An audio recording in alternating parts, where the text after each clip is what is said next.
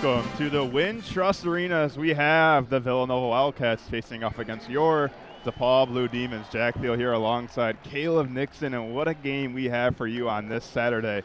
The ranked and favorite Big East Villanova Wildcats and the DePaul Blue Demons on a little bit of a skid, 3-game losing streak after coming back from their COVID pause.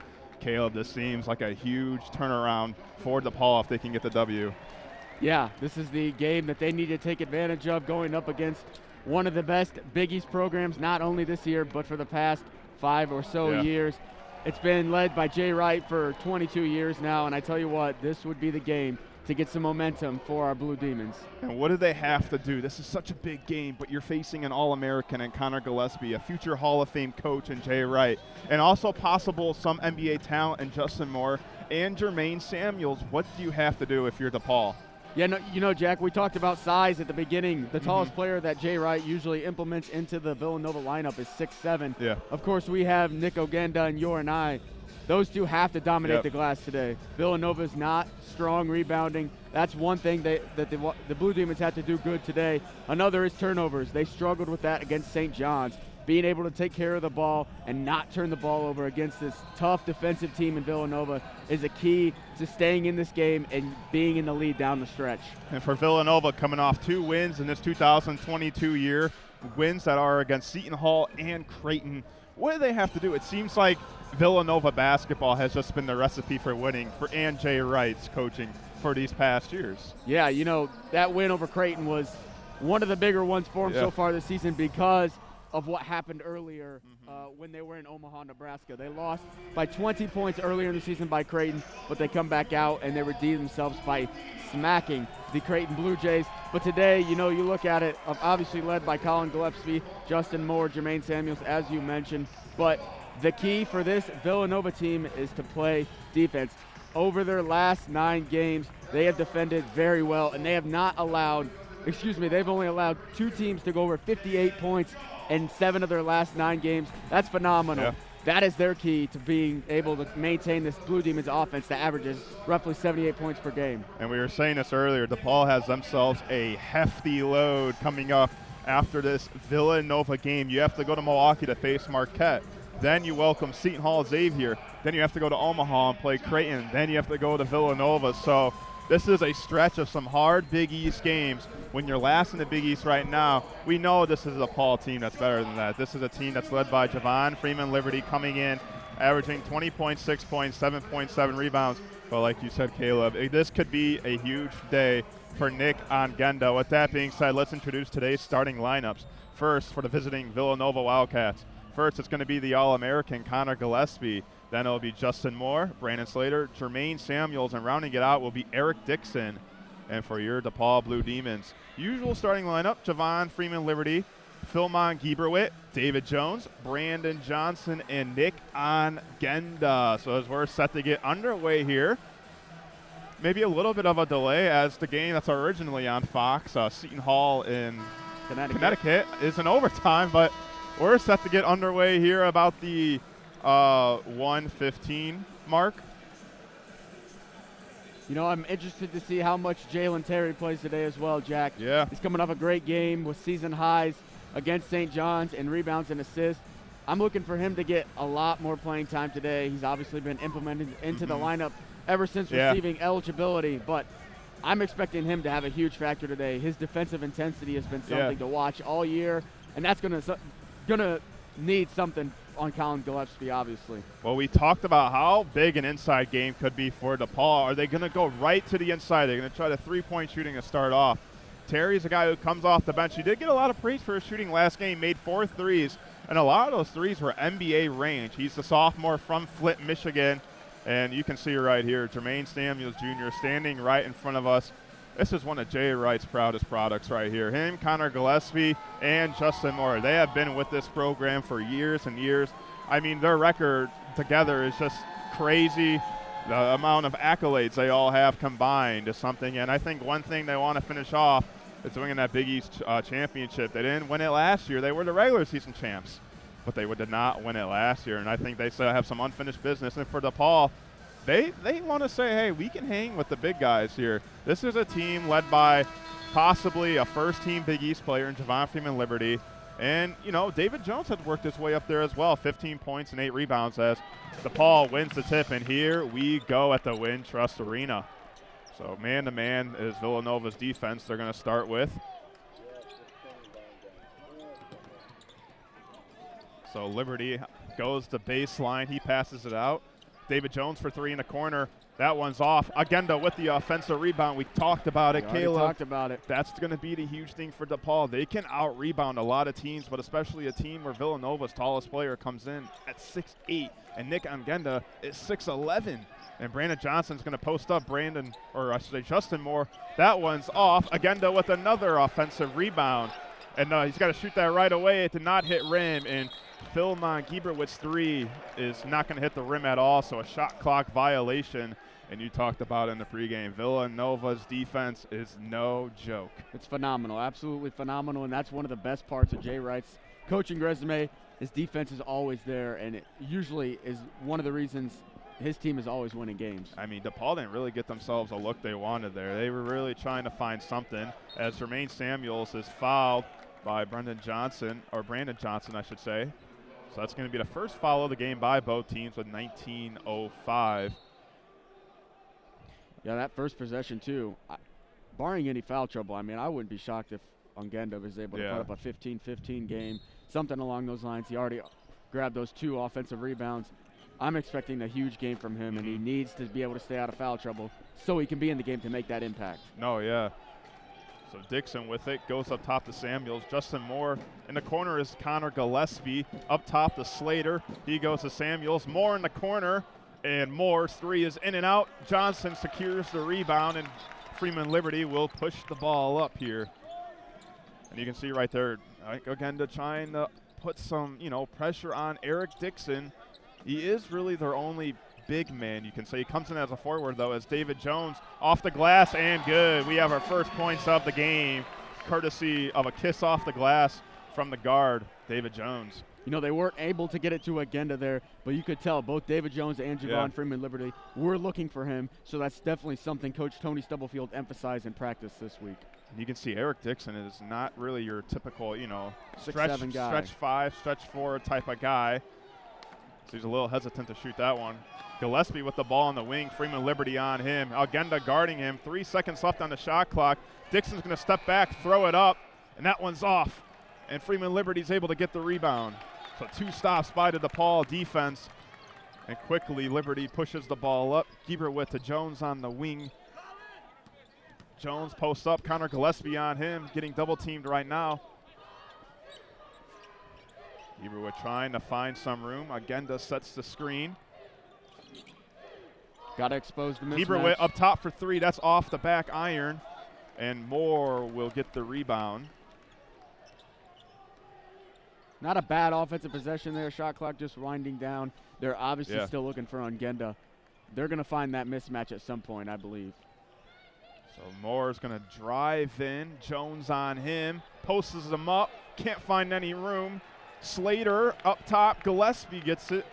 And now Samuels on the wing. He throws it up with 4 on the shot clock, and he hits it.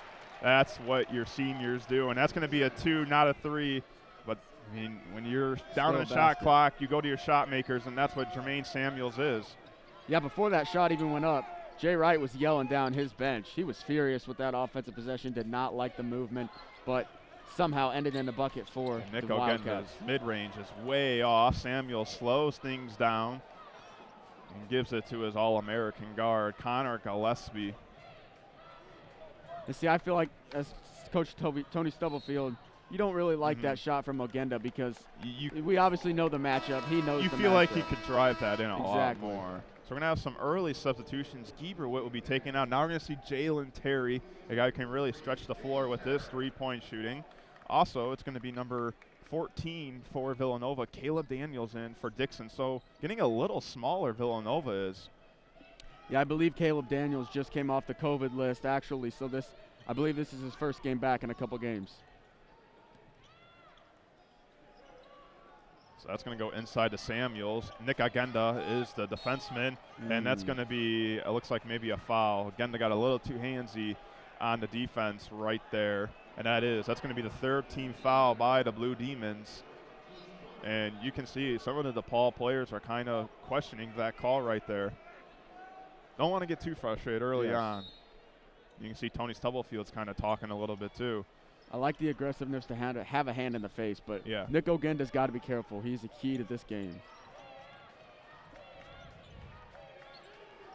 Samuels to Slater. Slater on the wing. Slater goes back inside to Samuels. Double team Jones and Ogenda on him. And Brandon Johnson on Slater inside. He misses that one. And Javon Freeman Liberty brings the ball up. So pulls up. Hits it. JFL 4-3. He averages 20 points for a reason, Caleb. He is the heart and soul of this DePaul offense. And right there, hits a three. A long three. We talked about the NBA scouts here. He just proved that he can. He has the range for the NBA right there. That one's off the foot. He dives for the ball. He gets it. Terry with it.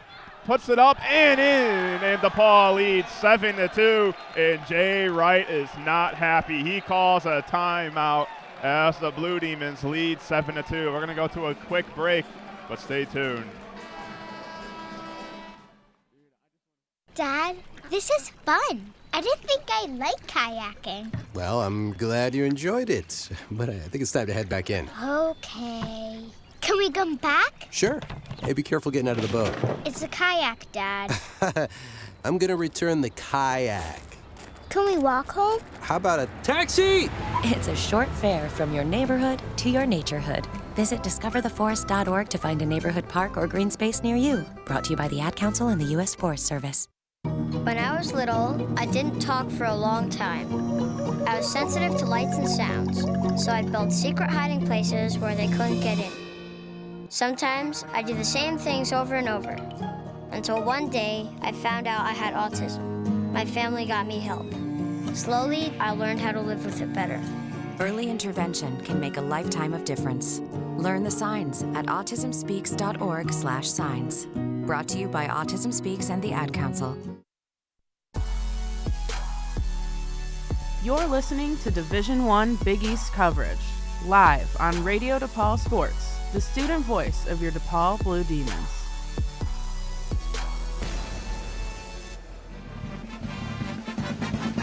It's getting loud here early at the Wintrust Arena. Jack Field here alongside Caleb Nixon. DePaul leads 7-2 after some defense by Tony Stubblefield and co. Caleb, you got to like what you're seeing from DePaul. Absolutely. You know, Javon Freeman Liberty, he was able to expose the transition matchup. Didn't have Colin Gillespie on him, pulled a deep three, able to convert. Not only does he do that, but he plays defense as well. Comes up with a steal, finds Jalen Terry, gets a nice, easy layup, gives him an early 7-2 lead. And, you know, I think Coach Stubblefield is loving what he's seen so far. He knows his team is not going to score that much on this Villanova defensive team. But if his team can match their defensive intensity, it's going to look like this the whole game. They've only given up 2 points so far in the first 4.5 minutes. And we talked about how size on the offensive side could really do something. It's been on the defensive side. I think one thing we're seeing is Villanova is reluctant to shoot the three-pointers just because the way the wingspan of these Paul defenders, they are able to reach out but still maintaining a good space behind them. And we've seen a couple of plays go inside and blocks and just contested layups. I think we're seeing this DePaul Blue Demon side really get the Villanova. But, I mean, when Jay Wright calls a timeout, he means business, and he was irate. And, I mean, you know, down 7-2, that's what coaches do. They, you know, when you know your team should be leading right now, you call these types of timeouts, and we'll see. You know, this is, like we said, a leadership team with Gillespie, with Slater, with Moore, you know, Samuel. So this is going to be interesting to see how they come out of this timeout, as DePaul is now going to apply a press to them. And we do have a substitution. It looks like number 1, Brian Antone, will be coming in for Villanova. So early substitutions for the Wildcats. As Dixon's back in, he is fouled by Ongenda. Huge call. And that's his second foul of the game. And here comes Yoriane to the scorer's table. He's only 1 inch smaller, but he's pretty tall. Yes. You know, they're really interchangeable. They both do great things, blocking the shots, rebounding balls. They both do similar things. I don't think it's an issue with Ogenda picking up his second, but at some point, Yor is going to need a break, and I'm interested to see what Stubblefield does in response to Yor needing that break. So, Ney will come in for Ogenda. And Ney from Kansas comes in at 6'10", 220, so an inch smaller, but 10 pounds heavier. Seems like he might have a longer wingspan, too. I would definitely. The longer legs, like for sure, you could say. Definitely looks like it. So DePaul will push the ball up. Freeman Liberty, he's going to pull up for three. He's going to hit for three. 2 for 2 on the day so far. 6 early points, and here comes the press from the Blue Demons. Gieberwitt on Gillespie, pushes it out to Antone. Antone back to Gillespie. Gillespie finds it and crosses half court. Dixon on the corner. Philmont Gieberwitt and Javon Freeman Liberty clapping in the press. In the face of the Wildcats, they're energetic to start this game. Nice screen right there, and Brian Antone with a pure mid-range shot. That's how you use screens right there. Yes, a great pull-up by the Wildcats. They come back with the press of their own. I think Freeman Liberty might want to shoot this again. He shoots it. That's going to be off the rim, and saved by the Wildcats. Gieberwitt fights for it, but Dixon will be able to retain it. Daniels pushes the ball up. And a little bit of a mismatch. Ney on Daniels. Can't find anywhere to go. And I think one thing you got to recognize is Connor Gillespie doesn't have a point. Yeah, I don't think he's really shot the ball. Yeah. And Dixon inside. Gillespie outside. Passes it up with a ball movement right here. And that's going to be a foul on Freeman Liberty, the 5th team foul. And you can see a lot of unhappy Blue Demon fans with that call. Yeah, Colin Gillespie has shot once, but, he's also the leading assist for the Wildcats at 3.4 per game. He loves sharing the ball. He's really, the quarterback of this Villanova team. He knows when to score and he knows when to pass. That's the best thing about his game. And there's Justin Moore draining a corner 3. And now it's a 1-point lead for DePaul. Liberty kicks it out to Gieberwitt. Gieberwitt in a corner for 3. That's off. Ney with the offensive rebound. Pushes it out to Terry. Terry up top to Liberty. Gieberwitt loses it, and that one's going to be a steal. Samuel's able to retain that. Moore pushes the ball up. And that's something the Blue Demons cannot do, as we mentioned. Turning the ball over is a killer against this Wildcats team. And there's an errant pass from the freshman, Justin Moore. Or junior, I should say. My apologies. The junior, freshman Moore. So David Jones will come in for Philmont Gieberwitt.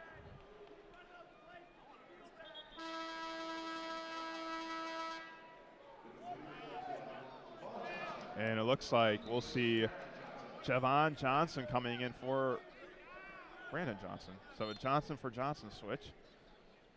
And I'm wondering if that's going to be a quick break for Brandon Johnson. And when he comes back in, if he's going to take out a Nye. That lineup would not be bad. Javon Johnson, I believe, is listed at 6'6". That is, as we talked about, Villanova's tallest player that plays is 6'7", so that's not too bad of a matchup. I think one thing to realize is no Connor Gillespie in for Villanova right now. So we'll see how that offense works. As David Jones drives in, the mid-range shot is off, but he is fouled. That's Moore with the contact. That's going to be 2 shots. And we're going to have some more substitutions. So as I say, Gillespie's out. He's going to be coming in after this first free throw attempt.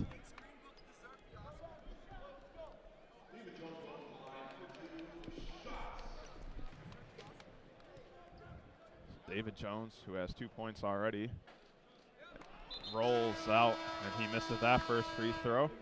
Brandon Slater comes back in for the Wildcats, so Dixon and Moore will be taken out. So a bit of a small ball lineup coming in here for the Wildcats. More small ball than usual. And that one's good. So he goes 1 for 2. For Villanova, they have everyone. Everyone on the floor can basically shoot a 3-pointer for them, which makes Ney interesting because he's not the fastest guy, and Jermaine Samuels can easily take advantage of that. Yeah, that's the biggest threat, one of them for the Wildcats. Yeah. They all know how to shoot the 3. They're all lethal from behind the arc. Slater up top, kicks it out to Gillespie. Gillespie for 3. That's going to be tipped. Terry with the block. David Jones pushes the ball up. uses Ane as a screen, drives in, Ane in the paint. Ane in, that's off, and Slater's able to save it. Nice save by number 3. Gillespie pushes the ball up. I like the attack from Ane. He's got to continue to do that, even though he just missed. Outside for 3. That's pirouette by Caleb Daniels, the senior out of New Orleans, Louisiana, and Villanova leads 12-11.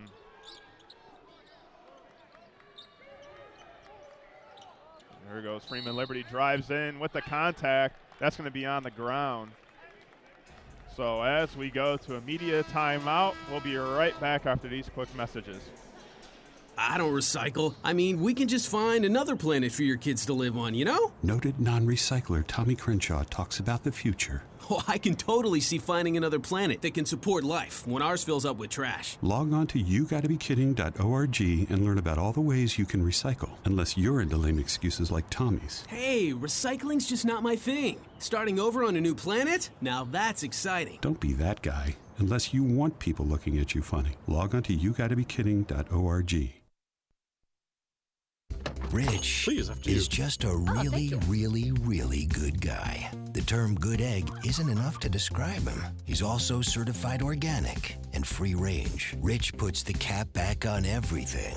The toothpaste, the olive oil, the shampoo, everything.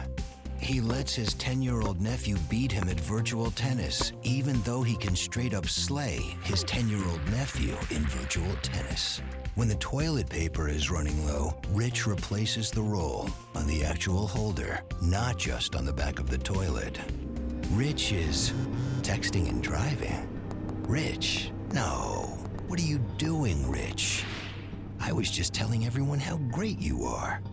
Texting and driving makes good people look bad. Visit StopTextStopWrecks.org. A public service announcement brought to you by the National Highway Traffic Safety Administration and the Ad Council.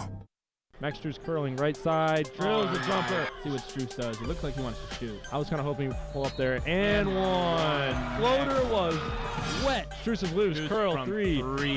Bang. You know it. My goodness. Strus on the other end gets it to fall and one. Now up top, he's got a double team. Now it's just Figueroa on him. Nice move. Quick move. Out of control. My goodness. Wow, he was out of control and he finished off glass. That is a new career high for Max Strus. He had 34 earlier this year. He's got 35 now. You're listening to Radio DePaul Sports, the student voice of your DePaul Blue Demons.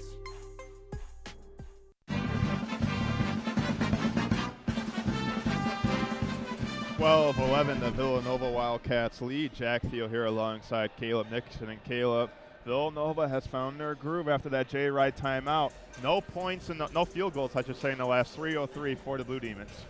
Yeah, you know, the Villanova Wildcats were able to win that stretch. Yeah. And, you know, the shocking part about their 12-11 lead so far is no player has hit over one field goal for them. So that just shows how many players, how deep they are in their lineup. And that includes Colin Gillespie with 0 field goals so far, no points. So this team is deep. It's going to be tough for the Blue Demons to guard them defensively, but they're going to have to man on that three-point line as the Wildcats hit 2 during that 4-minute stretch. Yeah, both teams with 2 threes, both teams with 4 field goals overall. You know, I feel like we kind of want to see more of an inside attack from DePaul. Javon Freeman Liberty leads the team at 6 points, but, you know, those 6 points are from 3. So we haven't really seen Nick Agenda take advantage of the size. Yuri Ane is 0 for 1 from the field. So right now you feel like if DePaul wants to stay in, they can't let the game – they got to find some kind of presence on the inside part. Yeah, I'm still interested to see what Coach Stubblefield decides to do when he gives Yuri Ane a break because Ogenda has 2, and, you know, this is the type of game that Coach Stubblefield has to look at as a must-win. I believe you risk Nick Ogenda's 3rd foul just for a couple minutes at a time, get him in the continuous flow of the game because he's going to be huge in this game if he can play.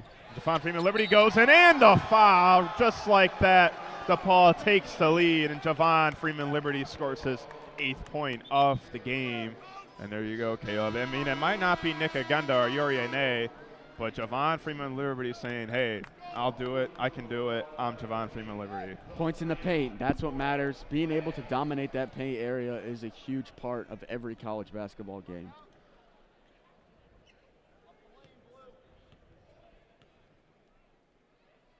Freeman Liberty knocks down that free throw. We had a substitution, by the way. Jordan Longino is in for the Wildcats, his first appearance today so far. So, you know, as far as I've seen, Colin Gillespie has not been on Javon Freeman Liberty, which is pretty shocking to myself. And we've obviously already seen how that's turned out. Javon Freeman Liberty is scoring at will right now. Outside to Gillespie. Gillespie for three. Oh, that's pirouette from the All-American guard, Connor Gillespie, and Villanova retakes the lead. You know, talk about Connor Gillespie. He got to learn from one of the greatest guards in Villanova history, and Ryan Arcidiacono. I mean, just talk about how his game translates to Ryan Arcidiacono's. You can see it easily. And Johnson's floater is off, and Moore secures the rebound. But, I mean, just talk about what better teacher if you're a guard at Villanova than Arcidiacono. Well, yeah, you're not only talking about Arcidiacono, but you're looking at previous guards and Jalen Brunson as well, who's an All-NBA talent. Enjoying his time with the Mavericks. Yes. I mean, Villanova and Jay Wright being able to develop point guards is honestly my favorite part about his game. He has developed point guards in a way that not many college coaches can. And, you know, Colin Gillespie, when you're in that recruiting process, you obviously look at that. You look at the success Jay Wright's had with that. And just being able to develop so many good point guards that lead to NBA talent, I think that's what, you know, Colin Gillespie looks at. It's not just Arcidiacono, but the Villanova guards have been good as long as Jay Wright has been there. So Ane rejects Dixon's shot. Terry brings the ball up. Gives it to Johnson on the wing all the way across to Freeman Liberty. Drives the baseline. That's going to be a foul on Longino, or on Antone, I should say.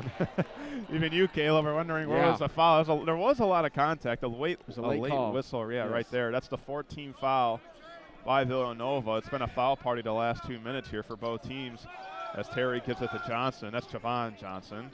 And Ane is fouled by Dixon. A little push right there away from the basket. And now both teams have 5 team fouls. I believe that'll be Dixon's first still. And these are the types of fouls that really make your, lose hair as a coach. Away from the basket, and not even a three-point shooter.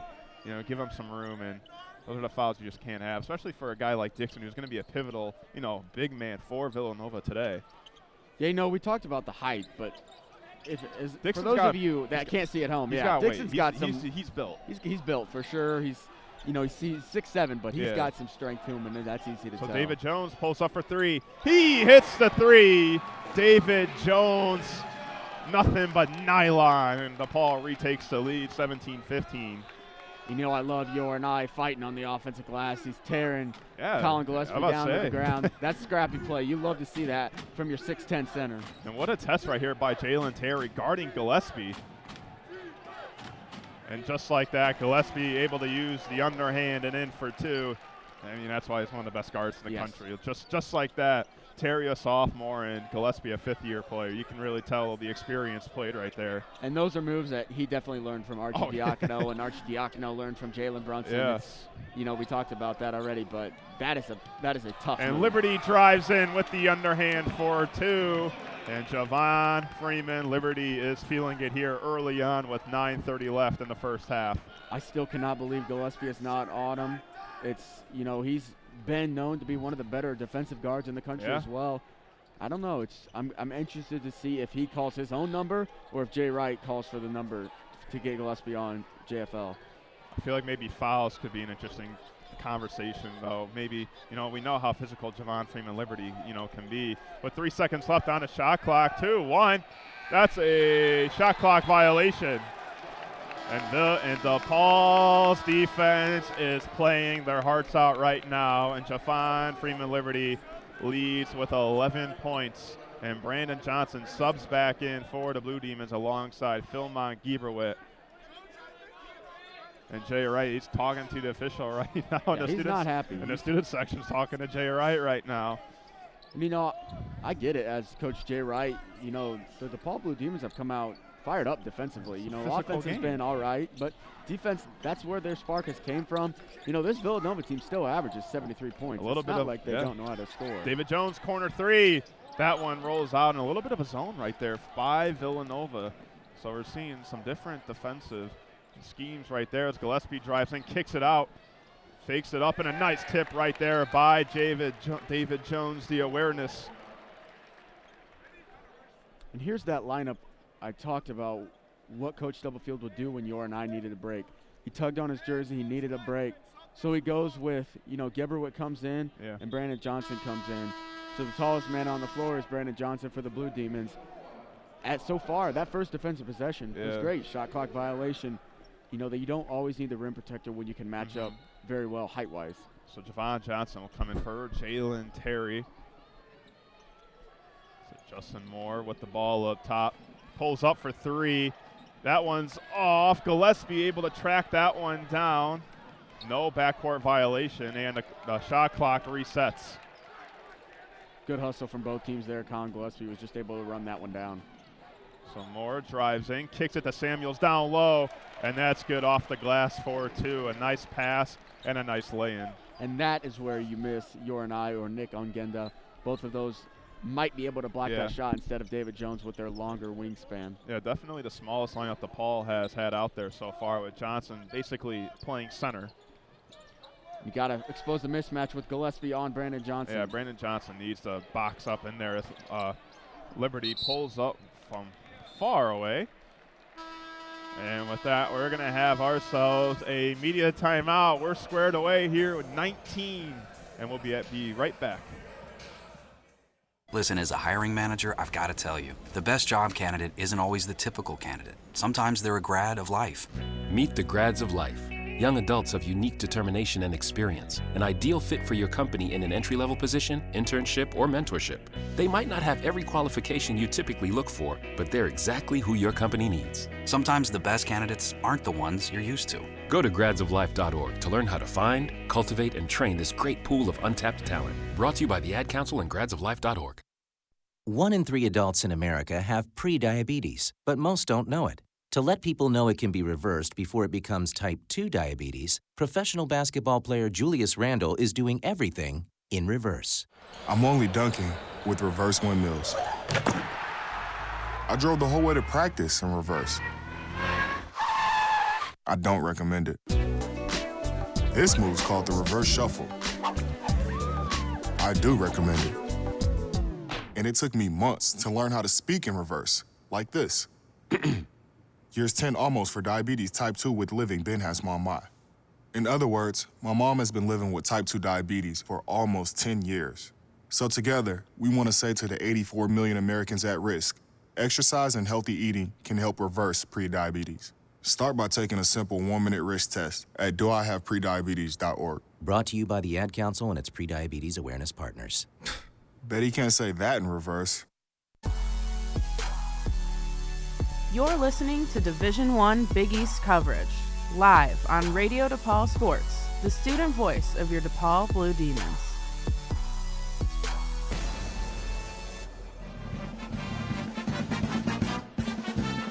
Jack Thiel here alongside Caleb Dixon here live at the Wintrust Arena. Tied at 19, Caleb. Both teams, physical battle. Both coaches really giving the refs an earful. But I think one thing you got to look at, the Villanova shooting better at 50% from the field, 43 from three-point line. But if you're DePaul, one turnover only so far with one of the best defensive teams in the country. Yeah, Jack, you read my mind. We talked about that at the start of the game, being able to maintain control of the ball, not turn the ball over was huge for the Blue Demons. They've been able to do that while forcing 3 Villanova turnovers. Those have come a long way. And if they can continue to do that, they're going to find themselves in a similar position as they are now. And it's been led by Javon Freeman Liberty and David Johnson David Jones, my apologies, accounting for 17 of their points and shooting 3 of 7 from the three-point line. It's been the duo guards really trying to do their parts for the Blue Demons. Yeah, I'm still waiting for that inside attack. We saw that bucket from Javon Freeman Liberty in the paint, but with Nick Ongenda in foul trouble and Yor and I needing a break there is really no way to get into the paint. Brandon Johnson's trying to post up, but I tell you what, Colin Gillespie, even though he's usually a better on-ball defender, he's been fighting in that post when he gets switched on our big guys. And we know this is a big game for both teams, but we were also talking earlier that there's NBA scouts here, I assume, to watch guys like Gillespie, Freeman Liberty, Samuels, Moore. So You know, I'm sure Gillespie wants to show, hey, I might be a guard, but I can play a little bit down low. As right out of the timeout, nothing but nylon, a 3-pointer by number 5, Justin Moore. Or a 2-pointer. They're going to rule that 2 points, actually. So, yeah, that was not a set. Usually, you see Jay Wright come out in a set. But that was Colin Gillespie going straight to the post on Jalen Terry and kicking out for a wide-open shot for Justin Moore. So that's going to be a reach and foul on Dixon. So next foul, DePaul will be in the bonus, and Justin Moore will be taken out. And it will be Jordan Longino coming in for the Wildcats.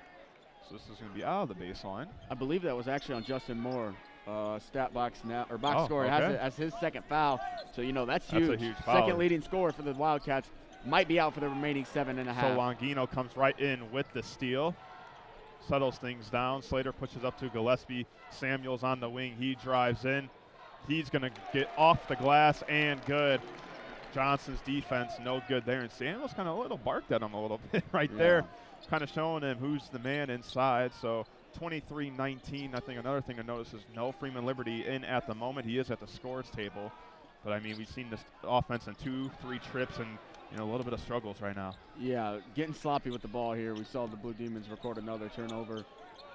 And another just tip pass there from the Wildcats. Yeah, you can see. It's getting sloppy without Javon Freeman Liberty in. And you can see Javon Freeman Liberty is coming back in right now alongside Agenda. And this is the first time we've seen Agenda in a while. Those 2 early fouls, so we'll see.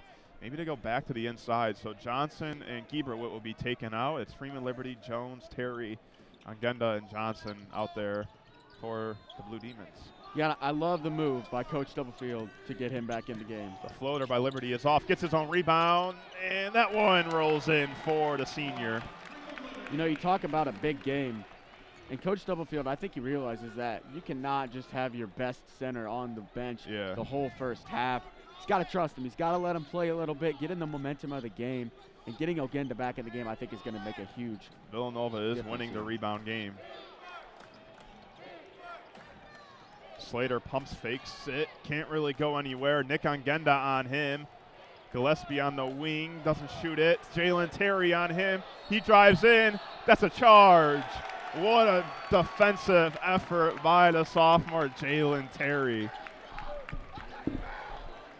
It's not easy, Caleb, guarding Connor Gillespie. And for the most part, Jalen Terry has done himself a well-done job. Yes, he's done a very good job on, as you said, an All-American guard. But, I even think right there the presence of Ogenda kept the Wildcats out of the paint, just knowing that he's in the game. You can see they're more resistant to even try and go inside.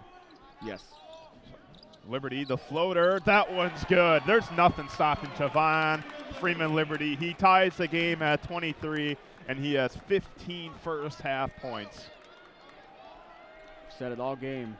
I cannot believe Colin Gillespie is not on Javon Freeman Liberty. And there's Freeman Liberty is exploiting it. And there's a foul right there by Jalen Terry on Gillespie. So they're going to pass this one out, but now for the rest of the first half, both teams in the bonus. But these are the types of games where your stars shine. And not saying Connor Gillespie isn't shining, but Javon Freeman Liberty has really been that guy today. Yes. He's had a chip on his shoulder so he's far. Stepping up to the occasion. And, he really is outplaying any other player on this court, and that's huge, not only for the Blue Demons, but also to NBA scouts. And look at that. Well, there was a foul call by one of the officials, but they're going to call it travel. So Samuels drove inside. It looked like that Agendo is on the defense, but one called a foul, one called a travel, but they're going to go with travel. So a travel call. And listen, if that's Brandon Johnson, the offensive player for the Wildcats might not stutter step, realizing that he might block a shot. But when it's Ogenda, he realizes his length. Jalen Terry's mid-range does not go in. Offensive rebound by Johnson. He's fouled from behind. Samuels with the foul, and Johnson will go to the line for 2 free throws. And a little bit of a slip and slide going on here at the Wintrust Arena. Just a great effort. I'd like to see a replay on that one. He's not going to get the offensive rebound, but it was all started by Nick Ogenda. He tipped that up, kept the ball alive, and Brandon Johnson was able to come down with it. So Yoriane will come in for Ogenda. Really interesting call right there. I like that because Yoranai is not in foul trouble. Nick Ogenda, he got back into the momentum of the game, able to have, as we just talked about, a couple defensive possessions where just his presence was able to spark this Blue Demon team. But now you throw in your other 6'10 guy with probably, like we said, an even longer wingspan. Yeah, so Johnson makes one free throw out of 2. Villanova leads 24-23. Gillespie's shot is off. That's tipped. They're going to call that an over-the-back foul on David Jones, so it's going to be 1-1. Looks like Caleb Daniels will check in for the Wildcats, but over-the-back foul, and Ellis sends Samuels to the line for 1-1 with 4:58 left here in the first half. And here talk it comes about again. DePaul's defense. 0 points in the last 2:07 for Villanova. Yeah, their defense is just phenomenal. I really think the difference is when DePaul has a big guy in. Yeah. We saw their stretch of scoring when both Ogenda and Yoranai were out of the game. But, we talk about Ogenda. It was an defensive substitution. Ogenda comes right back in. So Samuels missed that foul. On the other side, David Jones draws a reach-in foul. That was Brandon Slater with the foul. And that was going to be my question to you. Something we're going to expect is every time there's a stoppage of play and DePaul's about to go on defense, we see a nay. Every time there's a stoppage of play and when DePaul's about to go on offense, we'll see Ogenda. Is that something we might see the rest of this first half? I'm wondering if we're about to see it right now. Because obviously we have a bonus shot here. I think he's going to wait to see if David makes the first one. And he doesn't. He doesn't. So that'll put Ogenda. Yeah. And, I was watching Coach Stubblefield standing right next to Yoranai. He seemed a little frustrated with that miss. I think he was going to put an eye in if David Jones hit that free throw. And Caleb Daniels comes right in and hits a 3 that gives DePaul a 2-point lead, 26-24. Jalen Terry off the screen. David Jones on the wing tries. He's looking at Ogenda, but good job by Slater. Back to Jones. Inside to Ogenda. This is where you want him to drive in. Ogenda with the floater. That's off. Slater with the rebound. Gillespie pushes the ball up. Freeman Liberty on him. And here's the matchup me and you talked about pregame. And Gillespie misses the layup. They're going to call that goaltending or a basket interference as well. So either way, that's going to go down as a 2-point basket for Connor Gillespie. Well, that being said, we're going to go to our media timeout, and we'll be right back after these short messages. Dad, this is fun. I didn't think I liked kayaking. Well, I'm glad you enjoyed it, but I think it's time to head back in. Okay. Can we come back? Sure. Hey, be careful getting out of the boat. It's a kayak, Dad. I'm gonna return the kayak. Can we walk home? How about a taxi? It's a short fare from your neighborhood to your naturehood. Visit discovertheforest.org to find a neighborhood park or green space near you. Brought to you by the Ad Council and the U.S. Forest Service. You're not wired to have a response to this sound. You're neutral to it. You hear it every time you finish a meal and never feel anything. But if we were able to associate this sound with a new stimulus, save the food, we've achieved pulling a natural response from you. Save the food. Why are we doing this, you may ask? Save the food. Because this ad is trying to change your after-meal behavior through brainwashing. Because food waste costs the average family $1,500 a year. Save the food. Cha-ching. And $1,500 extra bucks is like getting a pay raise. Save the food. Cha-ching. You're promoted. Which could pay for your child's braces. Save the food. Cha-ching. You're promoted. Check out my braces. So when you hear this sound, rethink your behavior. Cook it, store it, share it. Just don't waste it. For tips and recipes, visit SaveTheFood.com. Brought to you by NRDC and the Ad Council. You're listening to Division I Big East coverage, live on Radio DePaul Sports, the student voice of your DePaul Blue Demons.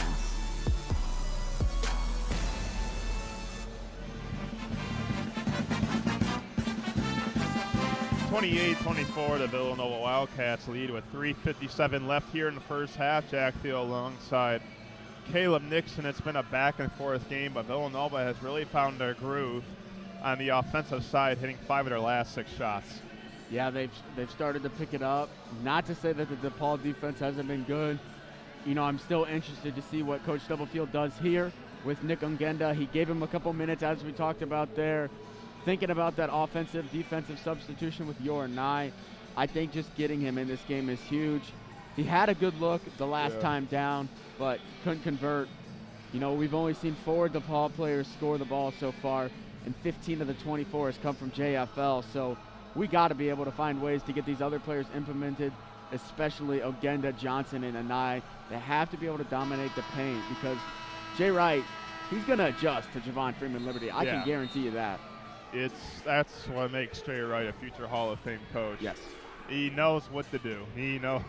If you got a guy who's putting up 15 with 4 minutes left in the first half, he's going to make some type of adjustment to come in. And we do have a substitution. It's going to be Chris Archidiacono coming in for the Wildcats. So a little bit of, like we talked about, his brother Ryan, one of the greatest Villanova players of all time. I mean, he had a career like I think two-time national champ, right? Yes, I believe so. One on the Chris Jenkins game winner. Yeah, and then 2 years later when they played Michigan, right? Yes. I believe. That was when Dante DiVincenzo was there as well. Yes, I believe so. So DePaul with the ball, down by 4. David Jones with it on the wing. He drives in, can't find room. Off the glass and good. Off the body of Slater. Able to hit that one. That's Jones' 8th point of the day. Yeah, that duo of Javon Freeman Liberty and David Jones are just playing great. I mean, the stars are out. Let's just put it that way. David Jones on Gillespie. Gillespie pulls out. Akron Diacono up top. Gillespie in the wing.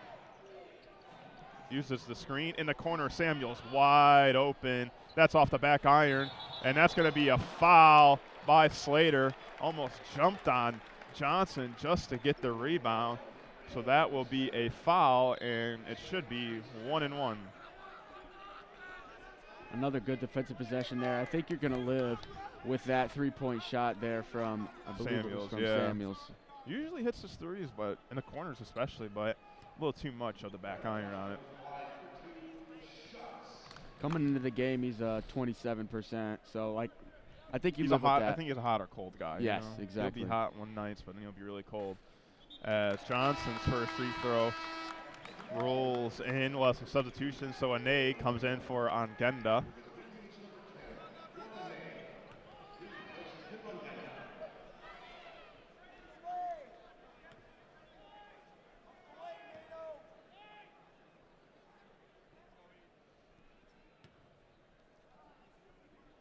Here's the second one, and it's good. Tie game at 28 here. And we see the defensive, offensive They're substitution. They're going to apply a centers. press right here, too.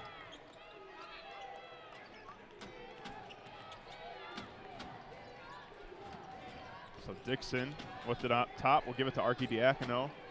To Longino. Longino drives in. Loses it. Liberty's push. That's a loose ball foul by Longino.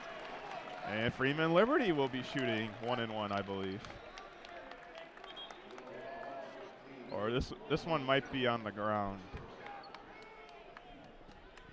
I believe, isn't it loose ball fouls? They pass it out if it earned the bonus, or is it shooting? I thought loose ball fouls were free throws. The only non-shooting bonus, yes. Yeah, line here. Yeah. The only non-shooting bonus, I believe, is over the back. Over the back, okay. And charge, I believe. So an offensive charge will not settle in free throws for the. Because obviously they're on defense. Well, that means Liberty will get 2 free throws. They're in the double bonus, so Liberty will have a chance to add on to his team high 15 points. You know, I'm a little shocked how deep Jay Wright has already gone. We talked about at the beginning. He usually only goes 6 or 7 deep. I believe he's 8 deep right now. I would say I think he realized he's got a dogfight here today, and he's going to want those guys in for the last 6-5 minutes. So. I mean, that is true what you're saying. I mean, the best thing to say is I think he's just trying to keep his guys rested because DePaul's players, they've been playing a lot, and they could be tired when it comes down to that late stretch. It seems like a game that'll go down to the wire. Absolutely. You know, Chris Archidiacono, he just went out, came in for just over a minute, I believe, but, you know, that was still the 9th man coming in for Jay Wright's squad. interesting to see him expand his lineup against the Blue Demons. So Liberty makes both free throws. DePaul regains their lead at 2, 30-28. Brian Antone comes in for the Wildcats. And talk about a matchup right here. Liberty on Connor Gillespie, possibly 2 all first-team Big East selections. That was the matchup I was talking about when the goaltending was called. This is the matchup we've all wanted to see. Antone's 3 off. Liberty fouled. Gets the rebound, a little extracurricular activity. Wasn't on purpose, just going for the basketball. That was just both players going for the basketball. Just going for the basketball, and they're right by the scores table. And they're going to take a look at this, I believe. No, they're just common foul. He's going to go to the line for 2 more free throws. So, yeah, just going for the basketball. If it wasn't by the scores table, I don't think it would have had that big of a reaction. You know, Javon Freeman Liberty just looked at Eric I think Dixon. He's fine. He gave him a thumbs up. Yeah, he gets 2 free throws. Clear in the air. Yeah. So you know, Javon Freeman Liberty, he's happy about that. He'll take the 2 free throws. You know, he's taken the stumble the past 2 times he's had to get to the line, but these are basically free points for JFL. Yeah, he JFL. This is he loves this type of stuff.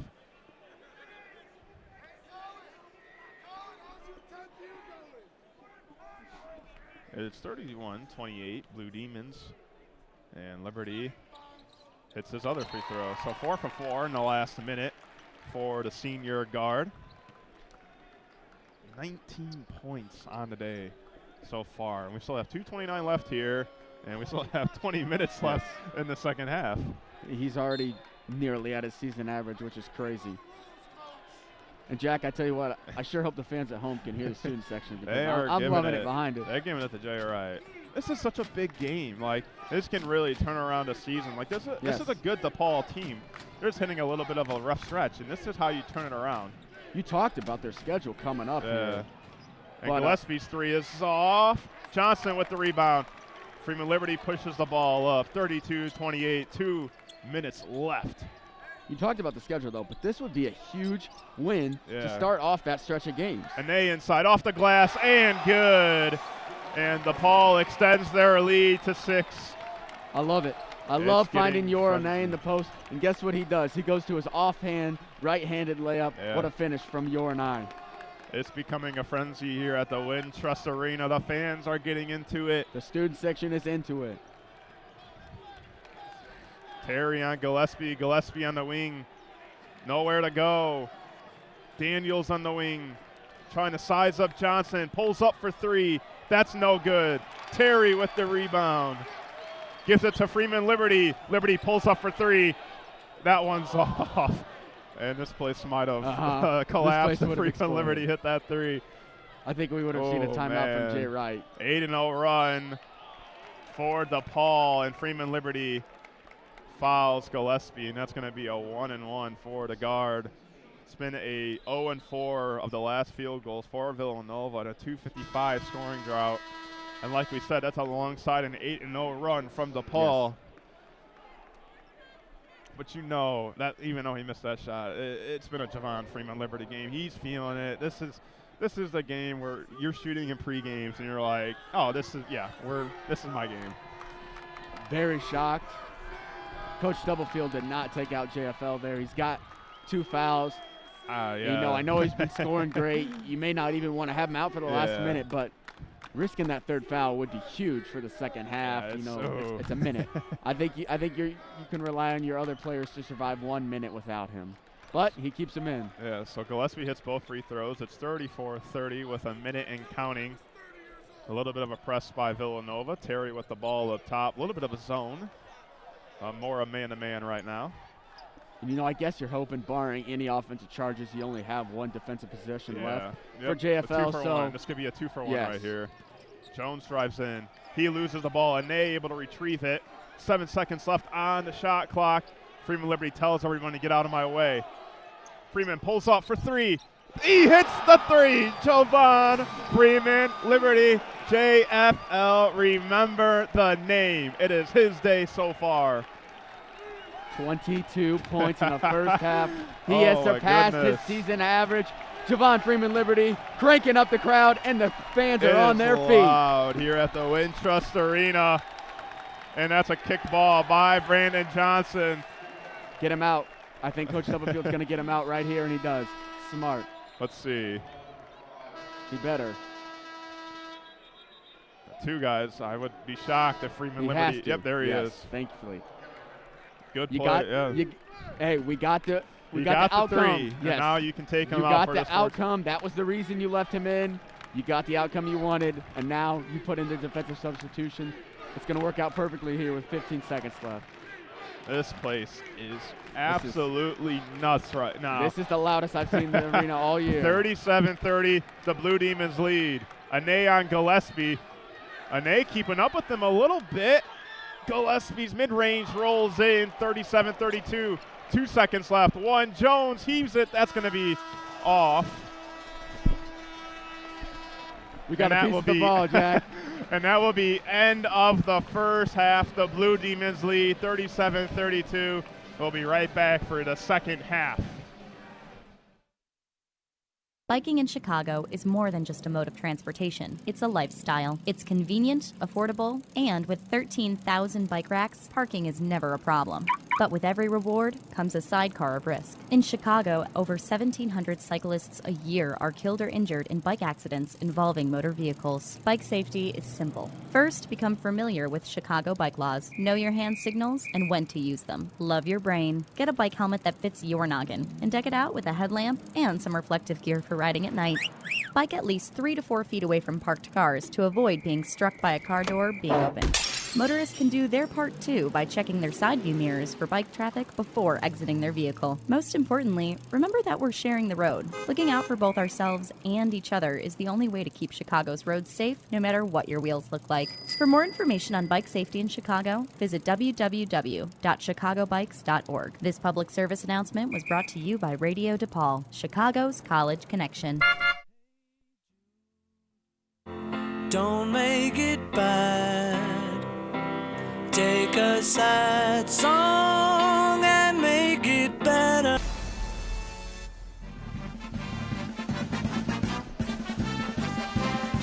Jack Thiel here alongside Caleb Nixon at the Wintrust Arena. The DePaul Blue Demons lead 37-32.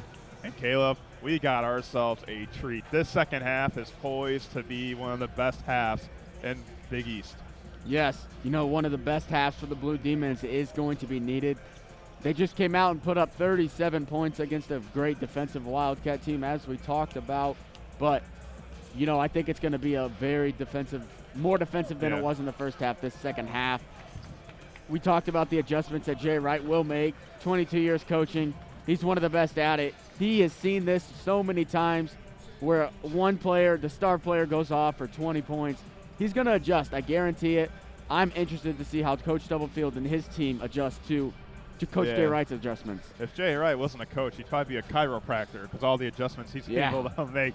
But how do you adjust to Javon Freeman Liberty? 22 points in the first half.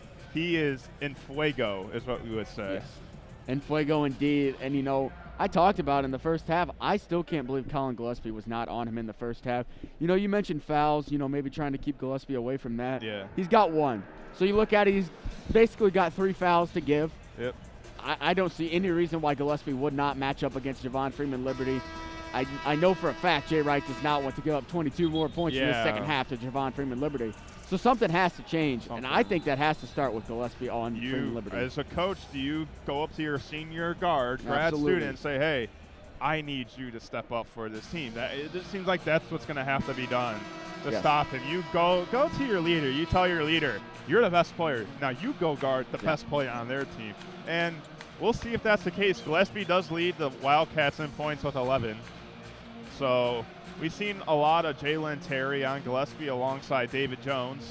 When it comes to Javon Freeman Liberty, it's been a mixed match of guarding him, and the only guy that hasn't guarded him, Gillespie. Basically. But Liberty, he has guarded Gillespie this whole game. He's on him right now. He's saying, hey, I ain't too far from behind you in Big East honors, man. I'm right here. Yeah, he is. He's definitely saying that. You know, I believe the second leading scorer in the Big East, Javon Freeman Liberty, but he's showing off his defense too. You talked about that in the pregame. I honestly couldn't believe you, but I'm looking at it now, and Javon Freeman Liberty, he's taking this matchup personal. He's following him wherever he goes. And I think Freeman Liberty maybe took it a little hard when Champaign scored 35 in that win for St. John's. I think for Freeman Liberty, he knows the skill set he has, and that he knows that he should be in the Big East, one of the best players on the court, and he needs to take over games. So outside to Moore, up top for three. He is fouled. So he's going to go to the line for 3 free throws. That looks like it was Gieberwitt on the foul. So that was an weird call because you didn't hear any like smack or contact. Maybe just grazed it. Maybe disrupted the shooting motion. Maybe usually it's a slap on the wrist. Yeah, landing in his landing spot. But Justin Moore, he followed through and he was standing. Didn't that's yell for a foul or anything. One. No replay on the big board, but that's an early foul for Gieberwitt. So Moore makes the first two with one more remaining. Justin Moore has just been such a reliable three-point shooter for this Wildcat team over the past years. So the Wildcat team, yes, they have a couple of losses, but those are some of the best losses you could ask for. I mean, one is UCLA. Another is the number 1 team in the country against Baylor. Yeah, I mean, they're one of the best teams in the country. And Baylor, another team like you just mentioned, they lost to. Baylor held them to 36 points. I mean, their losses. Scott Drew. Yeah, Villanova, they're going to be in the tournament. You talk about good coaches. Yeah. Scott Drew is another. Oh, absolutely. That Baylor championship team lost so many players, but they're still the number 1 team in the country right now. Yeah, and, they're led by James Akinjo, who was in the Big East for a year. He was with the Georgetown Hoyas alongside Mac McClung and them, but he transferred after his first year and a half, had some problems there, and he went to Arizona, and then he transferred from Arizona to Baylor. So some Big East taking over the number 1 team in the country. And Mac McClung, on the Bulls. Well, was on the Bulls with the Windy City Bulls. So a lot of Big East players have been making their name known. Max Strus. He has been going off in the Miami Heat while the COVID protocols are going on. And Omer Yurtseven, who played in the Big East for a year, he's been the starting center for the Miami Heat for the past 5-6 games. The Big East has definitely, occupied themselves in the NBA these past couple of years. Yeah, we already talked about Jalen Brunson too. He's had a heck of a year. He's in the running for 6th man of the year. Mikal Bridges. Yes, Mikal Bridges as well. I mean, just the Villanova talent especially, but all over the Big East. It's all over. It is a developing conference. That is one way to put it. It is always improving, and I think it's getting better each and every year. Yep. Samuels sizes up Ogenda. The mid-range shot, that's way off. Maybe airball, you could say on that one. Freeman Liberty. The student section says. Yep. Freeman Liberty pushes the ball up, goes to Johnson in the corner. Terry is that's Gieberwitt in the corner. That's stolen by Moore. That was an errant pass by Brandon Johnson there. I think he was looking for Ogenda, but it was nowhere near close to hitting Ogenda in the spot it needed to. Just like that, Connor Gillespie draws a foul, and that's what he's going to do. He does the eyebrow fake, the shoulder fake. And if you just leave 1 foot, he's got you in a trap. Yes. He's very good at drawing contact whenever he wants to. And so now Caleb Daniels comes in for Dixon. It's very early here in the first half, but you can easily tell Villanova is controlling all the momentum. Yeah. And Moore's 2 is good, and it's a tie game here. So dating back to the end of that first half with a 7-0 run by the Wildcats. This is where you might need Freeman Liberty to do something or someone else step up.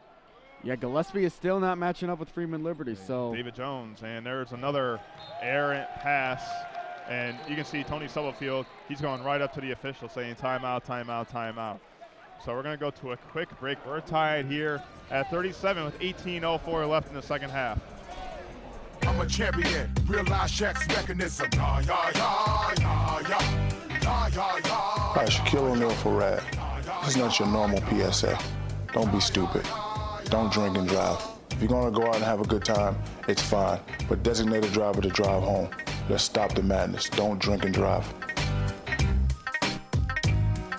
A public service announcement brought to you by the U.S. Department of Transportation, RAD, the National Association of Broadcasters, and the Ad Council. I don't recycle. I mean, we can just find another planet for your kids to live on, you know? Noted non-recycler Tommy Crenshaw talks about the future. Oh, I can totally see finding another planet that can support life when ours fills up with trash. Log on to yougottabekidding.org and learn about all the ways you can recycle, unless you're into lame excuses like Tommy's. Hey, recycling's just not my thing. Starting over on a new planet? Now that's exciting. Don't be that guy, unless you want people looking at you funny. Log on to yougottabekidding.org. You're listening to Division I Big East coverage, live on Radio DePaul Sports, the student voice of your DePaul Blue Demons.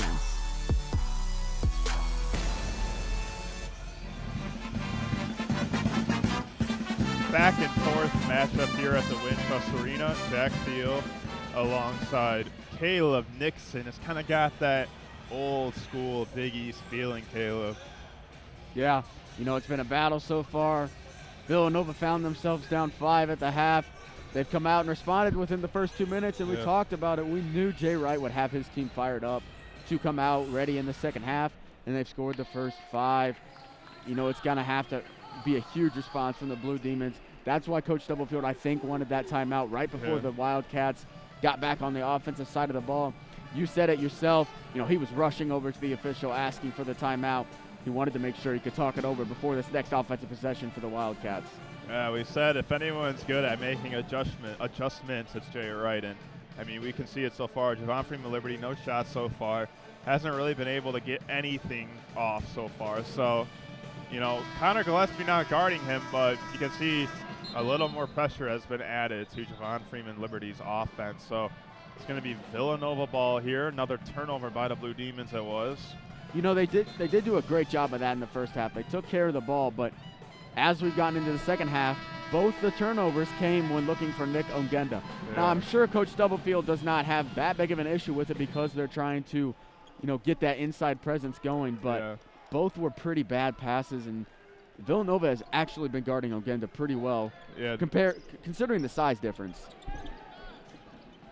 So Liberty on Gillespie. That's an offensive foul. That's going to be an illegal screen by Jermaine Samuels Jr. So an errant turnover right there by Villanova. This is your chance if you're DePaul. You got to really capitalize off those turnovers. That's a 6-1 by the Wildcats, or 7th now, I should say.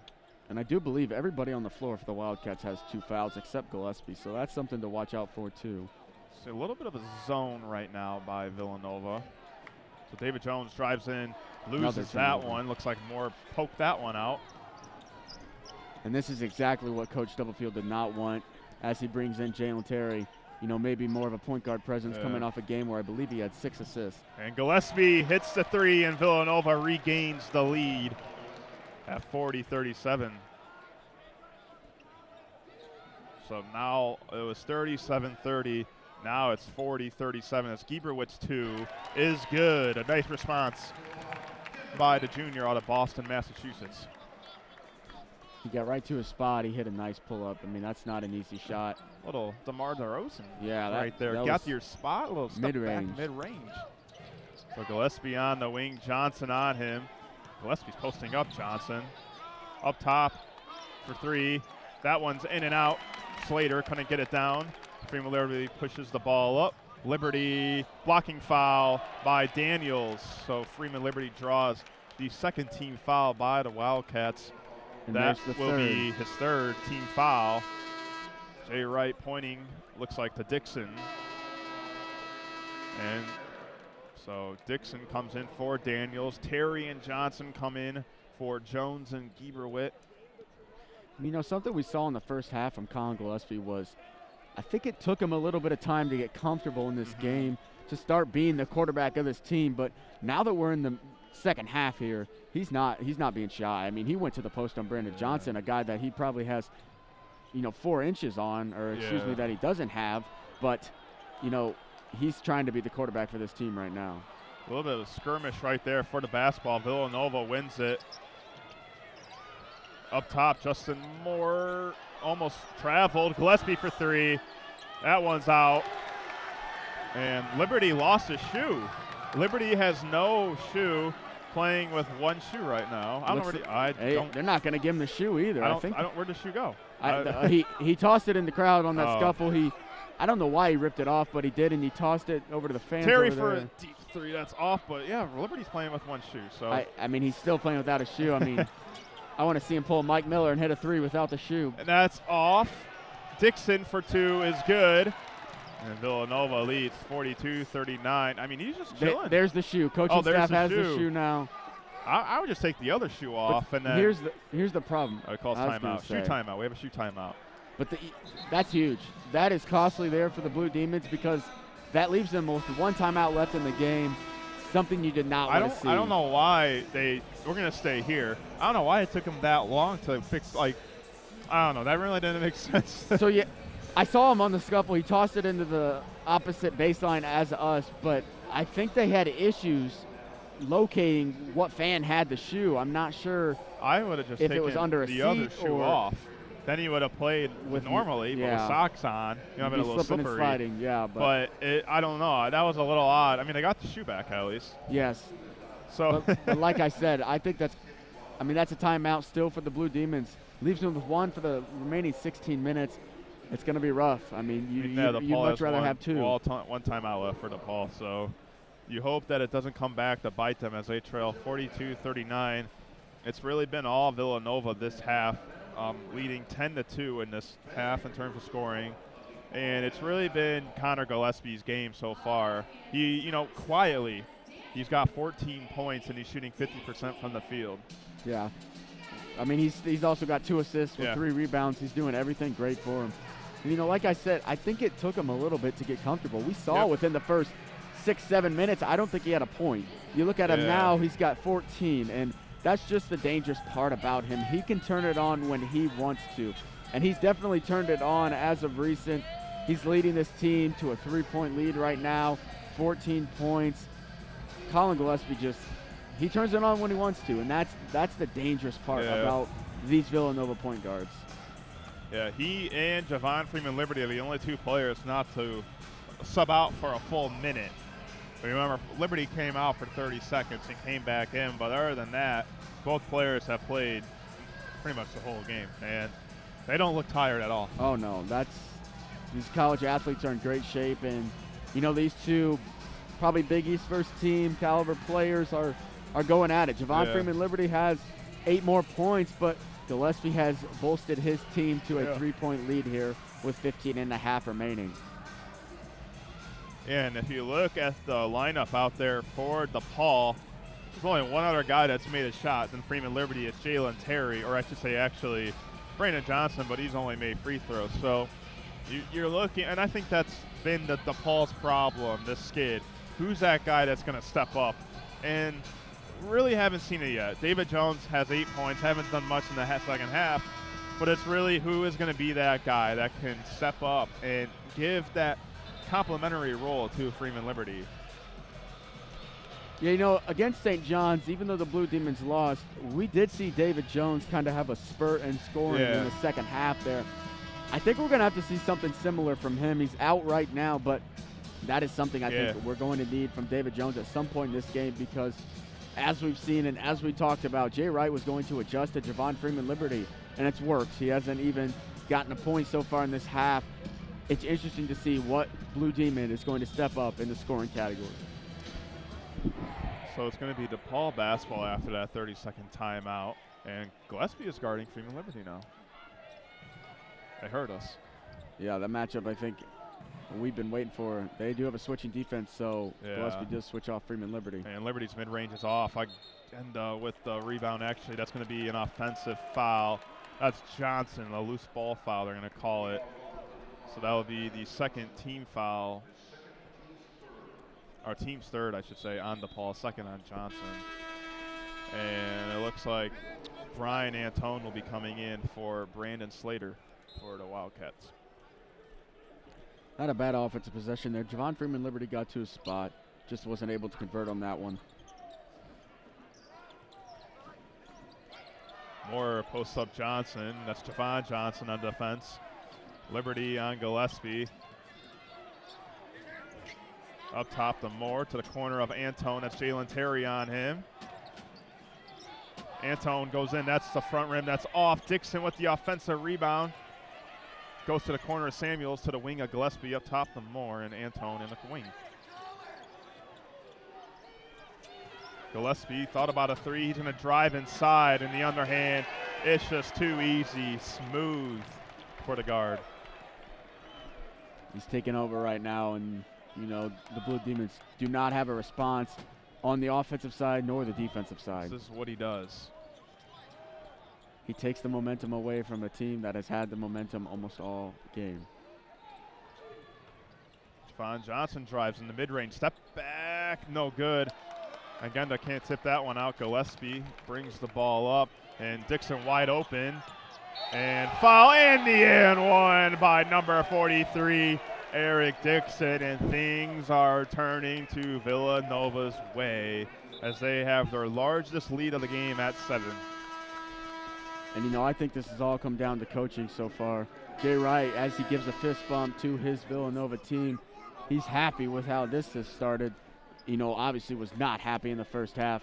We talked about how irate he was and how frustrated he was, but it's Coach Stubblefield that is now frustrated and looking for a response for his team. And, you know, I talked about that timeout. Even though it was, you know, a timeout that may have been useful to calm his players down, I still think that timeout could have been used in a better place, like it is, like right now. So Dixon's free throw is good. And this is why it's so huge to have a veteran team, to have a coach like Jay Wright. You know there's two halves in basketball, and in one half anything can change, and it's a totally different game right now. I mean, DePaul was leading by 7 with 30 seconds left in the first half, 13 minutes left in the second half. DePaul leads, or I should say Villanova, they lead by 8. And David Jones is fouled by, looks like Dixon. I mean, if you look at it, it's a 17-2 run for the Wildcats ever since it was 37-30.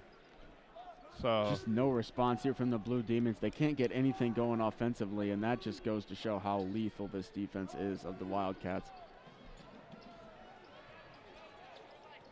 David Jones inside is fouled by Moore, and that's Moore's third foul, and Jay Wright ain't happy about that one. He's going to probably have to take Moore out. Nevertheless, that's going to be 2 free throws for the 6'6" guard. And I think that is who has to get going. David Jones. Yeah. I mean, he's the second leading scorer on this DePaul team. He has 8 points. You know, that's not bad. But if Javon Freeman Liberty is getting controlled like he is right now, somebody's going to have to step up, and I believe that has to be David Jones. Yeah, he's shooting at 50% from the field. He is 2 of 4 from the free throw line. But he makes both. And a little bit of a press right now by DePaul, but if you want to get things going, Caleb, it's got to start with defense. Yeah, it definitely does. I mean, we saw it in the first half. Their momentum came from their defensive efforts, and that's got to mirror over here to the second half. So David Jones on Gillespie. Gillespie pulls up for 3. He's fouled, and that's going to be 3 free throws. The second time this half that's happened for Villanova.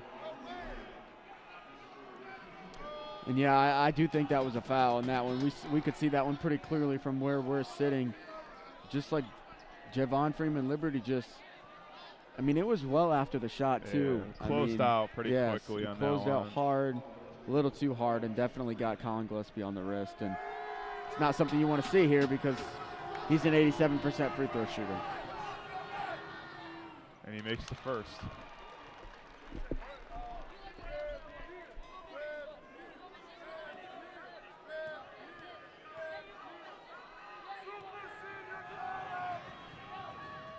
He makes the second. And a 9-point lead here would be very costly for the Blue Demons here. You can't let this one get out of hand because when Villanova gets a huge lead, they're pretty good at maintaining it. They don't give it up as Connor Gillespie hits all 3 free throws, and it's a 9-point lead. And Gillespie now has 19 points in the game. Well, I think it's Freeman Liberty's going to have to take some more shots. He hasn't. I mean, he's only taken 1 shot, I believe, and it was that mid-range shot. Yeah, you know, in the first half, he did get a lot of transition looks. And the Blue Demons have not gotten transition points in this half because they have not been able to get defensive Liberty stops. Drives in. He's fouled, so 2 free throws for the senior. And Villanova, I mean, both teams are fouling a lot. I mean, Yes, That's, they I are. believe, 10 5 team or fouls 6. total in 7 minutes we've only played. Yeah, that will be the 5th on Villanova. Both teams Yeah. at 5. I mean, you're looking at probably bonus with over Close. 10 minutes It's gonna be remaining in close, the first yeah. half. I think if you're DePaul, you might have to revert to that, and looks like a little bit of a conversation going on with Tony Stubblefield in the official. Looked like he was pointing at Jay Wright for something. I'm not exactly sure what. It did not look like a hard foul. They called it a shooting foul, I believe. Yeah, it was definitely a shooting foul. Javon Freeman Liberty, I mean, they were all lined up at the free throw line when Coach Stubblefield was. He was pointing at. It looked like Jay Wright and talking to the official. I'm not sure what he was frustrated about. If Jay Wright was too far in the maybe court. someone say something.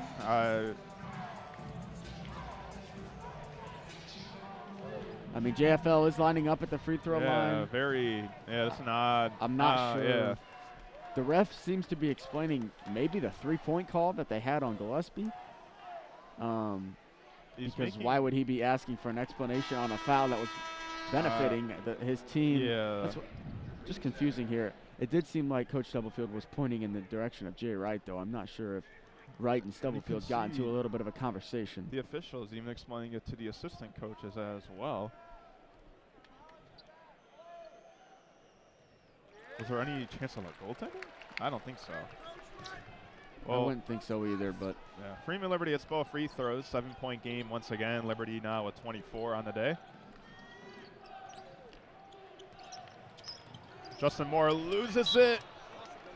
And Johnson almost dives into us, but couldn't save that one.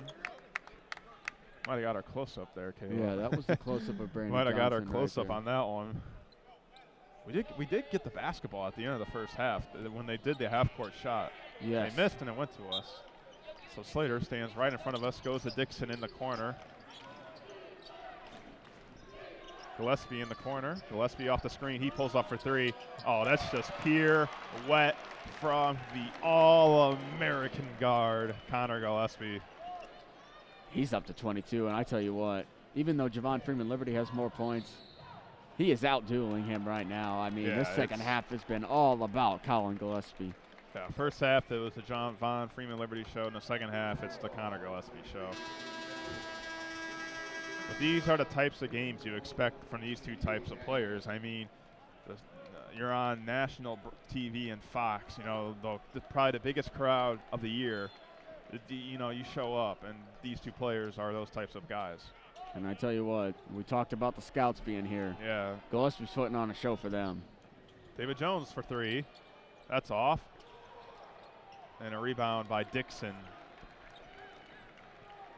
So DePaul now 0 of 5 of their last shots. They haven't made a shot in the last 4:46, only 3 throws.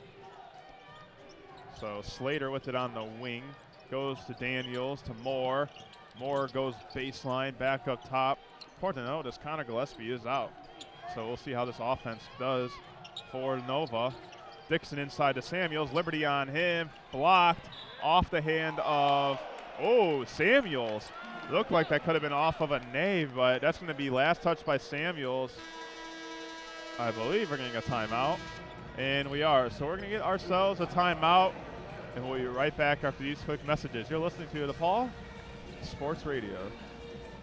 Dad, this is fun. I didn't think I liked kayaking. Well, I'm glad you enjoyed it, but I think it's time to head back in. Okay. Can we come back? Sure. Hey, be careful getting out of the boat. It's a kayak, Dad. I'm gonna return the kayak. Can we walk home? How about a taxi? It's a short fare from your neighborhood to your naturehood. Visit discovertheforest.org to find a neighborhood park or green space near you. Brought to you by the Ad Council and the U.S. Forest Service. It's Thursday night, and you're grabbing drinks with some friends. Started off with a pitcher for the table, which quickly becomes 2. There's pool.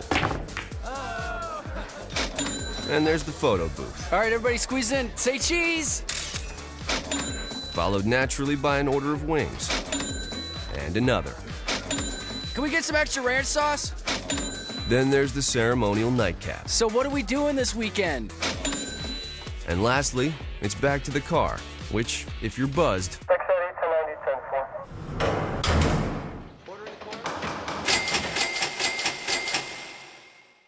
could be the most expensive night of your life. Getting pulled over for buzz driving could cost you around $10,000 in fines, legal fees, and increased insurance rates. Nothing kills a buzz like getting pulled over for buzz driving, because buzz driving is drunk driving. Brought to you by the National Highway Traffic Safety Administration and the Ad Council. You're listening to Division I Big East coverage, live on Radio DePaul Sports, the student voice of your DePaul Blue Demons.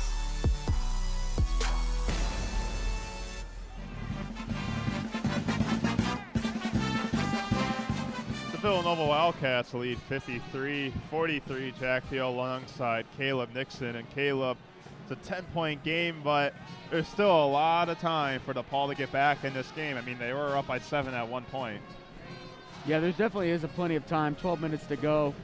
You know, they made their run in the first half. There's no reason they can't do it again. Yeah. But, you know, something that's concerning to me is we talked about the size difference, but the Blue Demons are being out-rebounded, and that's, you know, got to be a little concerning for Coach Stubblefield and his roster because the size difference is huge. Nick Ongenda, Yor and I, they're both substantially taller than any Villanova player, yet they're not being able to grab the rebounds that they need to. Yeah, we talked about, you know, obviously it's Villanova, but the upcoming schedule for DePaul, I mean, at Marquette, Seton Hall, Xavier, Creighton, at Villanova, Georgetown, then Connecticut, then you're at Xavier.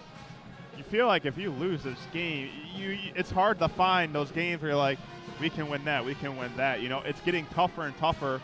And a win against Villanova, I mean, that turns around the whole season. Yeah, absolutely.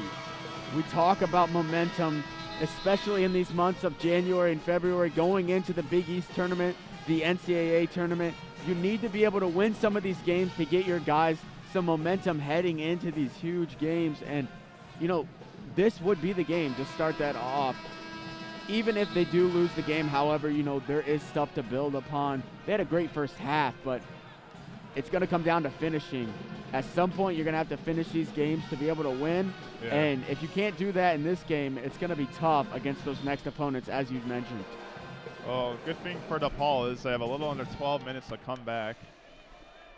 This is the DePaul team that has gone on a 10-0 run already today, so just got to see. It's really going to come down to Javon Freeman-Liberty. He doesn't have a point. He has 2 points, and that's 2 free throws.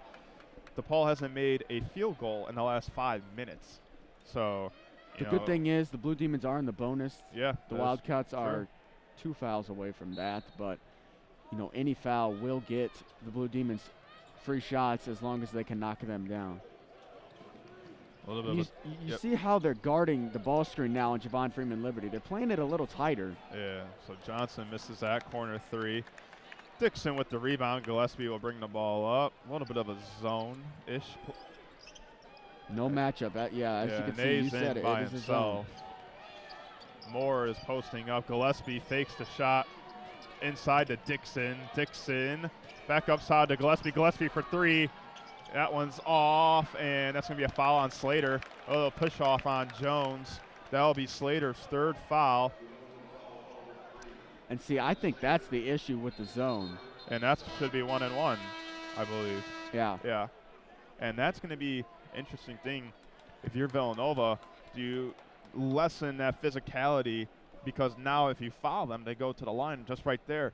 That's a foul 90 feet away from the basket, and now David Jones gets a chance to add to the deficit or get, you know, within this deficit to make it 10-8. So I feel like if you're Villanova, you might be like, hey, if there's a rebound, I don't think I would go all their contact down and maybe try to tip it.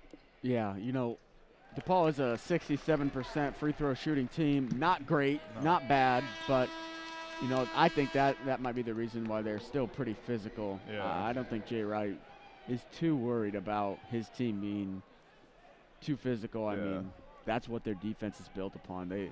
Physicality is in Jay Wright's vocabulary. So now we see Villanova go very small ball here as David Jones hits both free throws. And I think they're going to respond to that zone that was on Ane. Ane was just standing in the paint. Now if you're Ane, you can't do that. All these guys, they can shoot. Yeah, that's what I was very worried about the last possession. Colin Gillespie got a very good look at a 3. And yeah, he did. Considering he's already hit 3 this game, I don't see why Stubblefield would be in the zone giving up these shots to a pretty good Villanova shooting team. Gillespie inside. Terry on him. Gillespie turns around. Can't find anyone.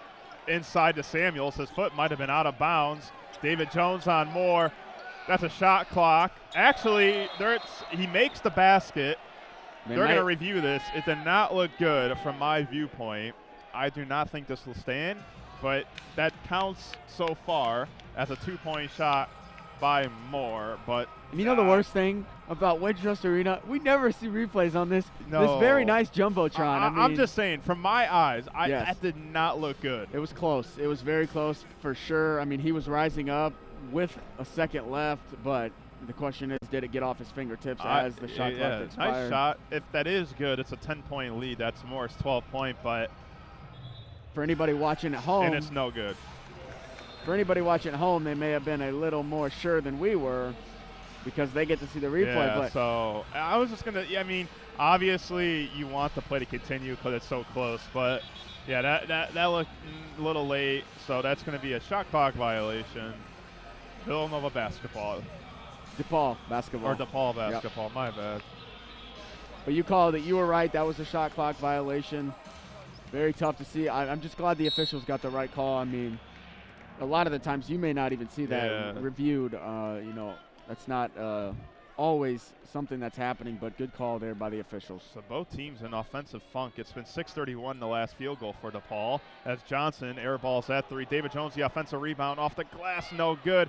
Johnson with an offensive rebound is fouled. Shot is no good, but he'll be going to line for 2 free throws. But DePaul now hasn't had a field goal in 6:49, and Villanova hasn't scored in 2.5 minutes. So both teams kind of getting a little cold. Yeah, you know, you talk about the field goal drought. At least the Blue Demons are getting to the line, diminishing the deficit that way. Getting to the line, that's the biggest One thing. more foul will put them in double bonus, and that's huge. There's 10:20 left in the game, folks, and being able to go to the line with guaranteed 2 shots is very big for a team that is trying to come back from what was a 10-point deficit. The last made shot was when it was 40-39 for DePaul. It was Philemon Gieberwood step back. His DeMar DeRozan mid-range. Yeah, so last field goal they've made. And Johnson is able to go for 2 for 2 and cut that deficit a little shorter now. And somehow you're living with this field goal drought because you're only down 6. You've cut into the lead, but defenses has to be able to stay. A three-pointer makes it 1 possession. Daniels in the corner, goes inside to Dixon. Ane is on Dixon. Dixon goes inside to the cutting Gillespie for 2. It's just easy for him. He read that offense like a book. He knew where to go, and he was right there when he needed to be there. Yeah, beautiful cut. Not to mention the pass by Dixon, but just being able to know when to backdoor cut by Colin Gillespie is what's so good about his game. David Jones with the ball up top. Drives in off the glass, no good. Gets his own rebound.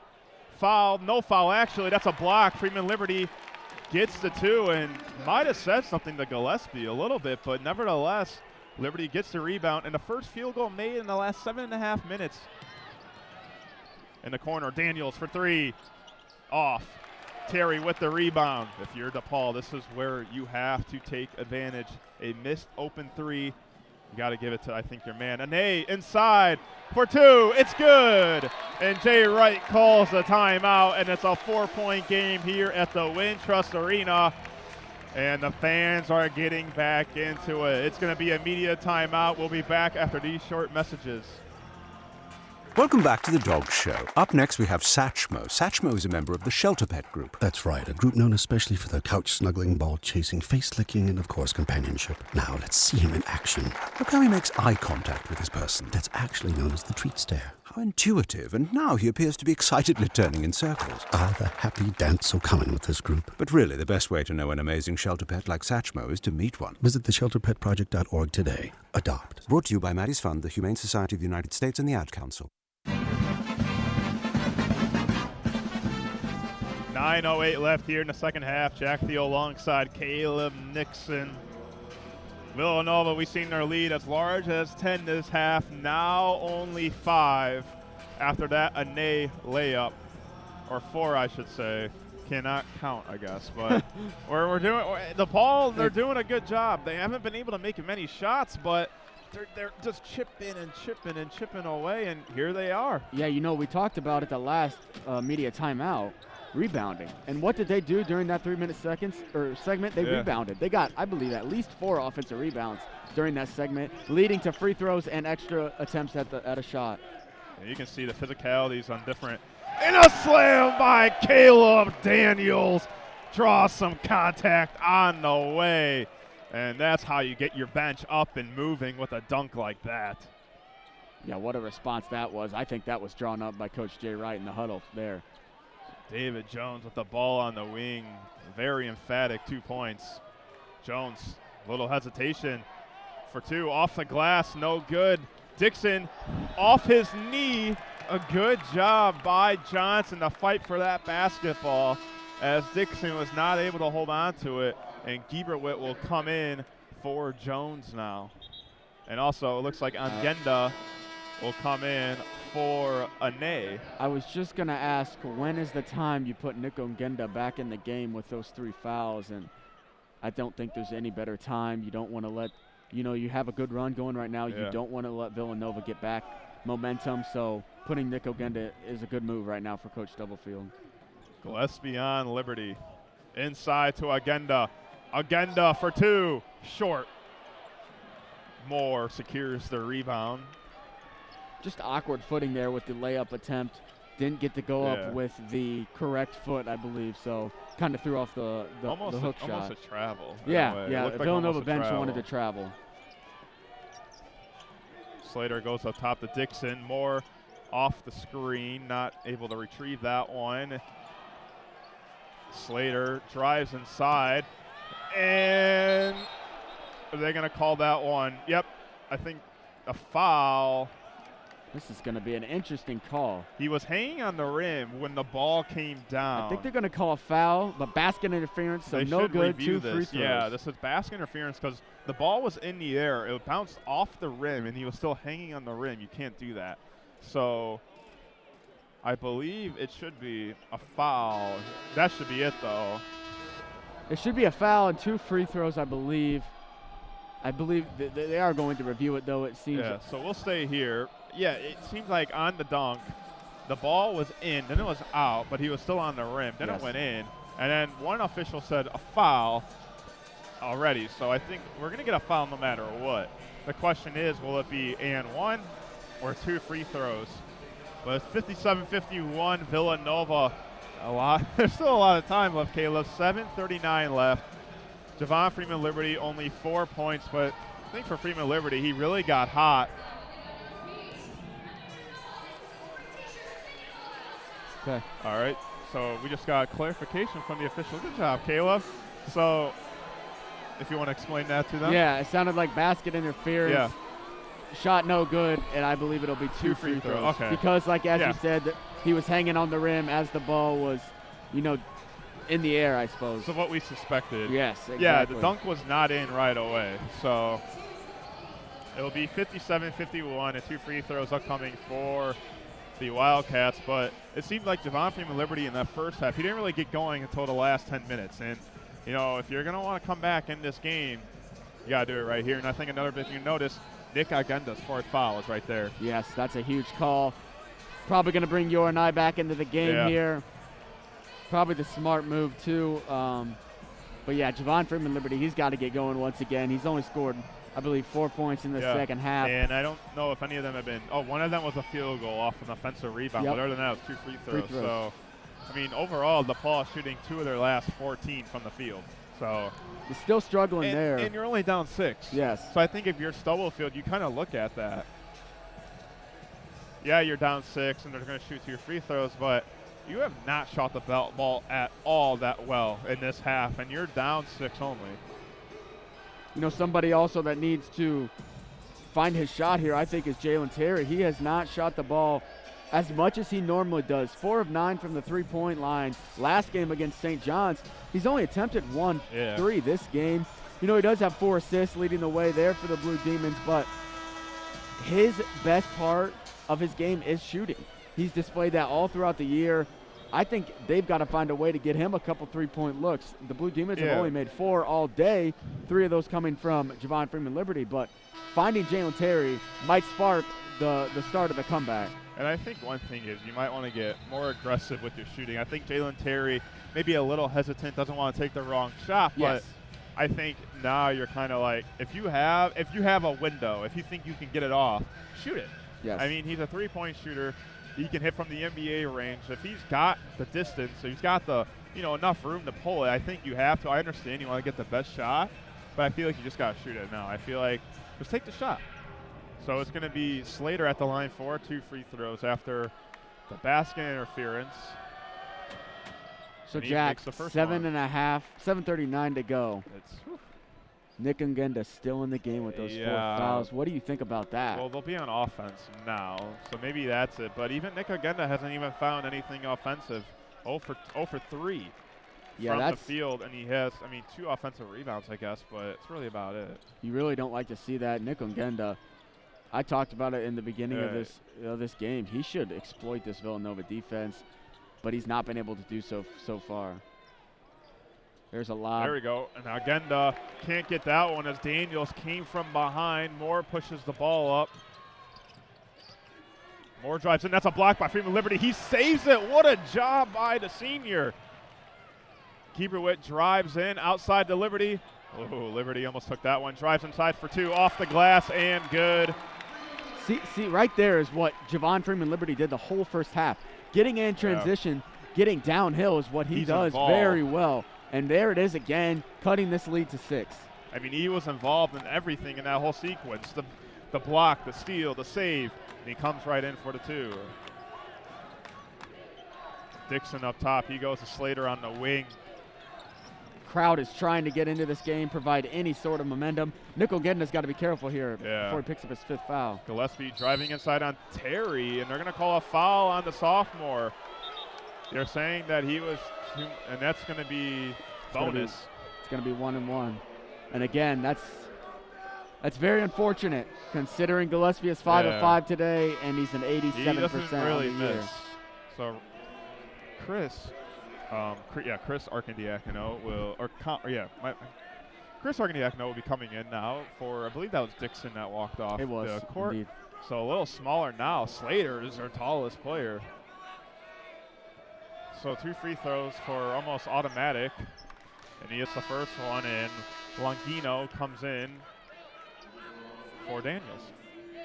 It's an art to be that good at the free throw shot, and he loves it. I mean, he's just standing there. He doesn't care what they're saying. Yeah, my goodness, it's just his form is impeccable. You can't, you don't even want to touch it as a coach. He's probably hit over in his life. He's probably hit over like 100,000 free throws. That's how much practice it takes to get to 87% in this type of atmosphere. So inside the Johnson can't put down the shot, but he is fouled, and he'll go to line for 2 free throws. So another foul by the Wildcats. This one, I believe it was on Slater.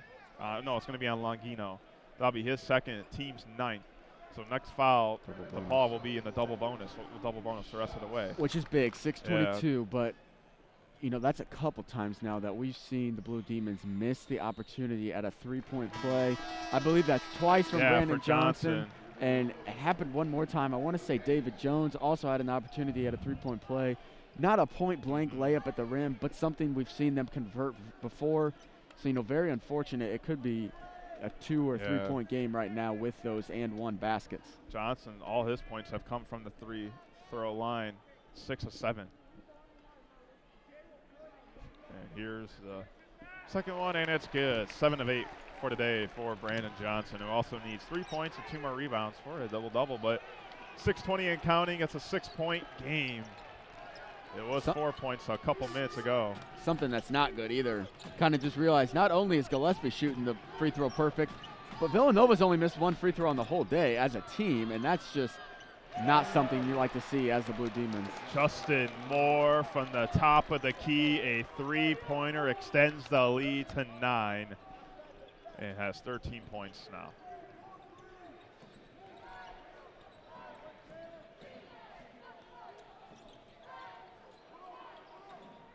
Terry drives in off the glass. That's good from the sophomore out of Flint, Michigan. Paul able to respond, but you're looking for those consecutive defensive stops. And there was a point that we saw that. Yeah, they just weren't able to capitalize on the offensive side as much as they would like to. You know, they got to the free throw line, but they still had that field goal drought going. Gillespie inside, Liberty guarding him. That's going to be no good. Liberty with the defense. Terry bringing the ball up, and this is where your DePaul must score has to happen. I mean, and we're going to get a foul down low. Arkin-Diacono was trying to guard Angenda. I believe that's 2 free throws for Angenda. It will be, indeed. These are huge free throws for Angenda. Hasn't made a shot today, has not attempted a free throw today. He's going to have to knock both of these down.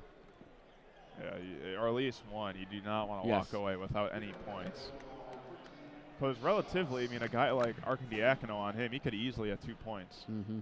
So Agenda's first free throw is off the front rim. And Dixon comes in for Arkin-Diacono. Yeah, Agenda, I don't believe he's just about a 60% free throw shooter. Not great, but like you said, Jack, even one free throw here would be at least one would be beneficial. And that previous possession, Gillespie was attempting to draw the foul. He almost gets his own rebound, but he's going to be an over-the-back foul. That's his 5th. He's out. He's out after that one.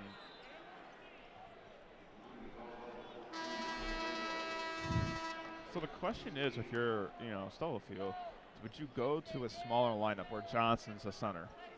You know, I personally would, because it just seems like they're having a tough time getting the paint. Your typical 5-man, your big man role hasn't worked out yet, and I feel like with Johnson, you're able to stretch out the floor, and you don't really have a liability at the free throw line.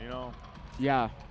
I get that. I think you go Jones, Johnson, Freeman, Liberty, Gebrewitt, and Terry, but it looks like he's going to insert an eye here. I mean, you need to start shooting some threes, I think. Yeah. They haven't had too much success today so far, but you have the ability to knock down some shots, being able to drive and kick. Yeah. It would be huge here for the Blue Demons. 4 threes, and 3 of them are from Javon Freeman Liberty, and 3 of those were in the first half. All the 3s were in the first half. So and Justin Moore will I was going to say, even worse than Ogenda missing both of those and fouling out. He gives the Villanova Wildcats free shots. And like I just said recently, they've only missed one on the day. So Ane comes in for Ogenda. He'll be 1-1. He makes it. How many hours of practice do you think Jay Wright makes them shoot free throws? I feel like I'd be very interested I feel like they that. can't leave until they hit free throws. Oh, he misses that. Hey, we'll take that, Jay Wright. 65-57, 5 minutes and counting left here at the Wintrust Arena. Paul, if they have one last spur left, it's got to come right now. It does. Freeman Liberty up top. It almost has to be led by Javon Freeman Liberty in some shape or form. In the corner, Gebrewitt for 3 off the side of the rim. Gillespie gets the rebound. Side of the backboard too, not the rim. Yeah. Just for those of you not watching, backboard. It was nowhere near close. I think I was just a little shocked by the offness of that shot. Yeah. It looked good from the hand. It did from our end, but you could hear a little bit of a oof from the crowd after that one. Justin Moore posting up on Gebrewitt. Moore for 2. He is fouled by Gebrewitt, and he's going to line for 2 shots.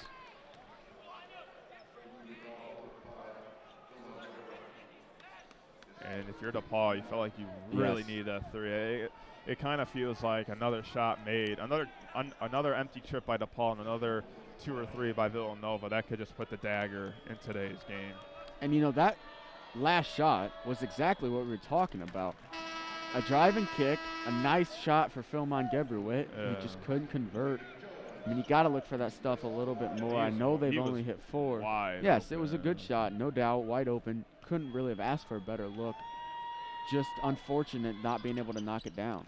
So Moore hits both of his free throws. 16 points on the day. 10-point lead as well. The largest lead of the game. Liberty with the ball, mid-range, he's fouled. No good, but he will be going to line for 2 free throws. That foul was on Connor Gillespie, his second. Yeah, from our angle, that one looked good as well. That'd have been huge if he was able to knock that one down, but JFL will still take 2 shots at the line.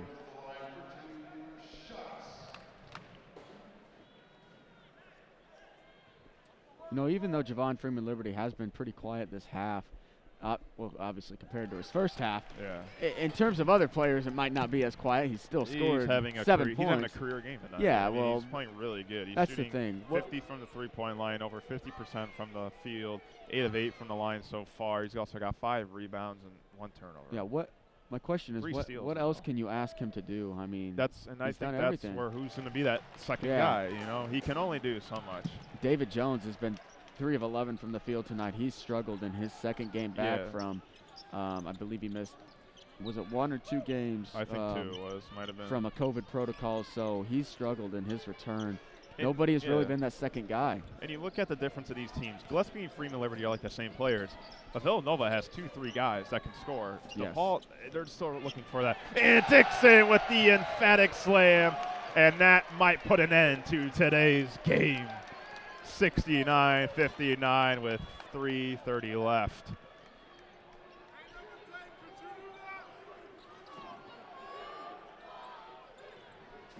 Freeman Liberty wants it back with Dixon on him. Terry losing control, goes back to Freeman Liberty. I'd look for him to pull up might here. Just have to throw it up. Drives in, the floater, good. That's going to be a charge. No basket, and a foul on Freeman Liberty. And that's on the offensive side. And looks like someone is down, just maybe some knee-to-knee contact. I think it's JFL it sounded after pretty the physical charge. there.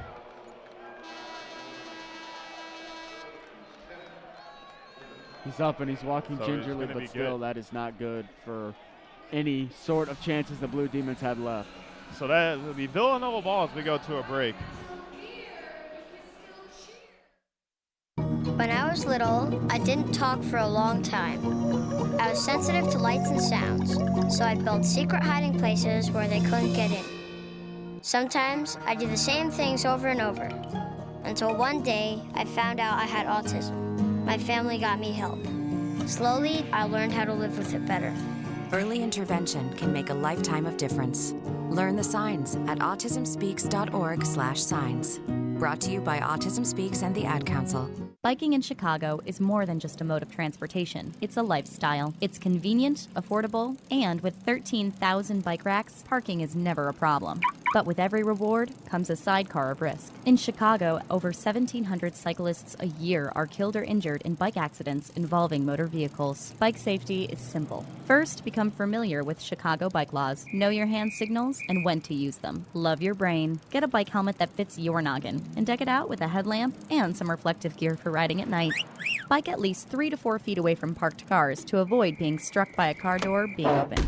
Motorists can do their part too by checking their side view mirrors for bike traffic before exiting their vehicle. Most importantly, remember that we're sharing the road. Looking out for both ourselves and each other is the only way to keep Chicago's roads safe, no matter what your wheels look like. For more information on bike safety in Chicago, visit www.chicagobikes.org. This public service announcement was brought to you by Radio DePaul, Chicago's College Connection.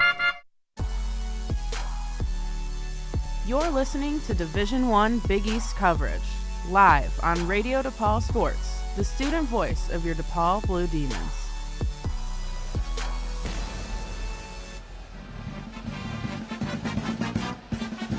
Back here at a packed Wintrust Arena, the Villanova Wildcats lead 69-59 with 3:16 left. Jack Thiel alongside Caleb Nixon and Caleb.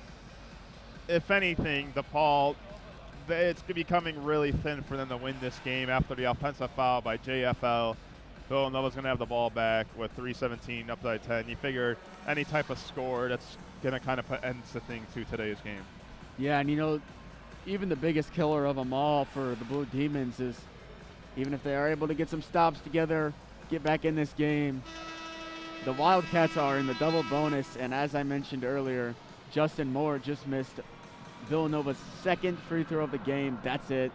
Villanova's a great free throw shooting team, so they're going to have to get out and transition fast because there's not much time left, and if you're starting to make a comeback, it's going to be hard to come back when the Villanova Wildcats are shooting over 90% from the free throw line. Yeah, if this result holds, the Blue Demons would fall to 0-4 and last in the Big East, and the Wildcats would improve to 4-1 and first in the Big East, and the ranking would probably improve as well, 19 in the AP ranking. So Jay Wright, also congratulations to him. He had his 500th win the other day against Creighton, so looking to break 500 today with 501, but right now, I mean, we said it earlier when we were coming out of half. Jay Wright's going to make adjustments, and you can easily see those adjustments. Those adjustments easily change the focus on this game. And the thing is, too, it's not like his team did a lot of scoring. Yeah, I mean, they scored a little bit more than what they did in the first half, but their defense has been phenomenal. So David Jones fouls Justin Moore. He'll go to the line for 2 more free throws. And, I mean, that's just what Villanova does. They have those nice complementary pieces. Connor Gillespie with 26, Moore with 16. And even, I mean, guys like Slater and Samuels, they didn't even have their best games, but here they are with a double-digit lead. Just a well-rounded, what looks like victory for the Villanova Wildcats. Even though they're going to come out and win this game, what looks like by double digits, you know, I think Jay Wright is happy that his team got down in the first half, because at some point these big-time teams need to learn how to play with a deficit. And even though they're a veteran-led squad, it's still crucial to a team's success to be able to see themselves come back down from this deficit and to come out with a victory. Liberty for deep three. Bang! Hits that one all the way from Sox on 35th. 9-point game. Little life left in the Blue Demons. Little life, indeed. Javon Freeman, Liberty, what a game. I mean, we talked about it already. You can't ask for anything else from him. 33 points. 4 of 7 from 3. I don't know what else you want. He also had 3 steals. And that's got to be frustrating for him, just to, you know, put up 33 points and come out with a loss. Daniels for 3. Daniels with the dagger. And he has potentially secured a Big East win for these Wildcats with that one. Liberty goes inside. He's fouled and cannot get one to roll in. So he'll go to line for 2 free throws. For DePaul, they'll return the action on Tuesday at the FISM Forum to face off against the Marquette Golden Eagles, who are coming off a win against the Georgetown Hoyas last night. And then they'll return here at the Wintrust Arena next Thursday at 4 o'clock against the Seton Hall Pirates, who are coming off an overtime win against the Connecticut Huskies today. That game was on before us. It was. And, you know, as it looks like the Blue Demons are going to lose this game, there is no shortage of opportunities to get big wins. Yeah. We talked about at the beginning of this game, you know, DePaul was heavy underdogs, and Villanova has been one of the best teams in the Big East for multiple years running, and so the way they fought, there's definitely things Coach Stubblefield is going to be able to build upon. I do think these next 4 or 5 games that we talked about, this stretch they're going to have, they're all winnable. I mean, they've proved that they know how to stay in games. They can win games. They proved that against Louisville and Rutgers, among other wins, but they're just going to have to find a way to finish down the stretch, play better in the second half of games, and, you know, find a way to win games in the Big East. So Villanova with the ball. Up top to Gillespie with 1:45 left. Just holding it. Jay Wright saying, hold it.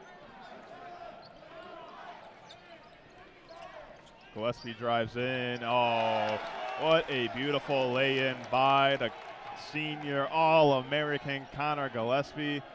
Some butter with that roll, Caleb.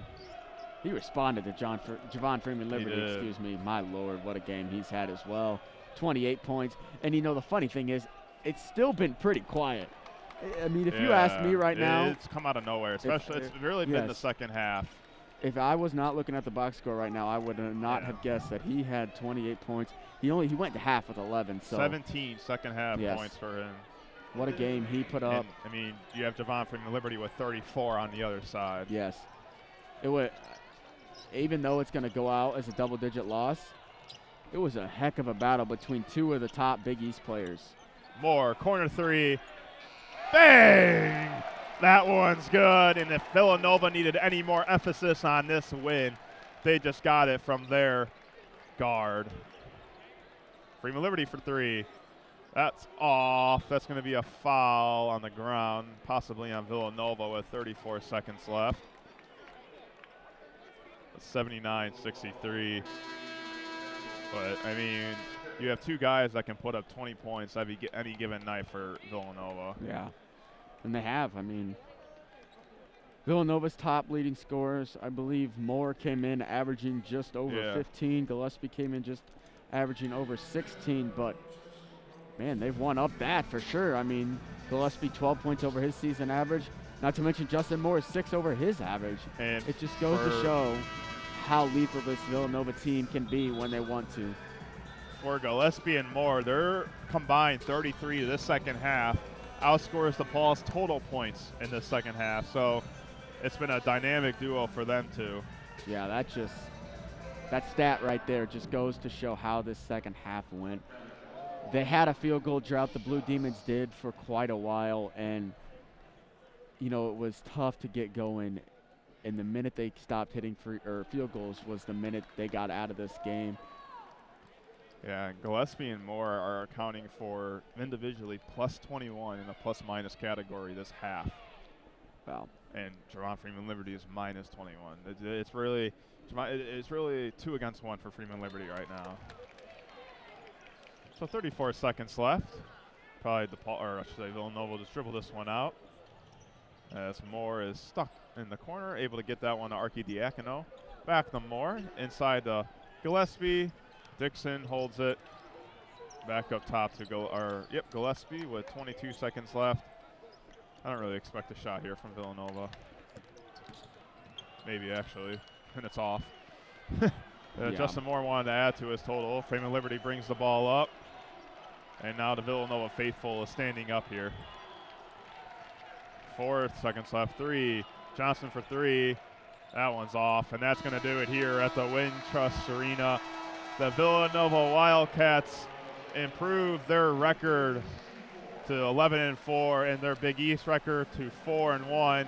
And for DePaul, they fall to 9-5 and 0-4. They are currently on a 4-game losing streak. Caleb, yes, you lost 4-game losing streak, but you know, for DePaul, what do you have to do? What do you have to kind of work on these next practices leading up to these, you know, really tough Big East games? Yeah, you know, starting with Marquette, I mean, you look back at this game, when you go in and watch film, you're just going to see how difficult it was in the second half for the Blue Demons to get going. You know, their defense just struggled in the second half mightily. You know, they had a great first half. You're going to look at the two halves and compare them to each other, and there's going to be a huge difference. I think another thing, too, is you look at the past 2 games for DePaul guarding individual players. It has been bad. It has been one of the worst of the seasons. You talk about giving up 30-plus to Champaign, 28 to Gillespie, not to mention 21 from Moore. You know, guarding these key players in the Big East, we talked about the talent that the Big East is starting to produce year in, year out. They have to be able to guard these better players, and it's not going to turn around any better until they start guarding the ball and guarding their star players better. Yeah, just unfortunate for Javon Freeman Liberty. Puts up a career-high game.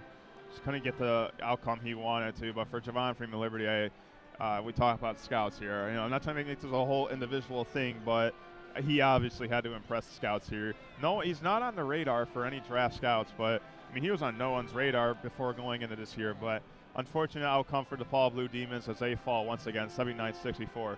Caleb Johnson, this is Jack Field. We want to thank you guys for tuning in. Stay safe and stay warm out there, everybody.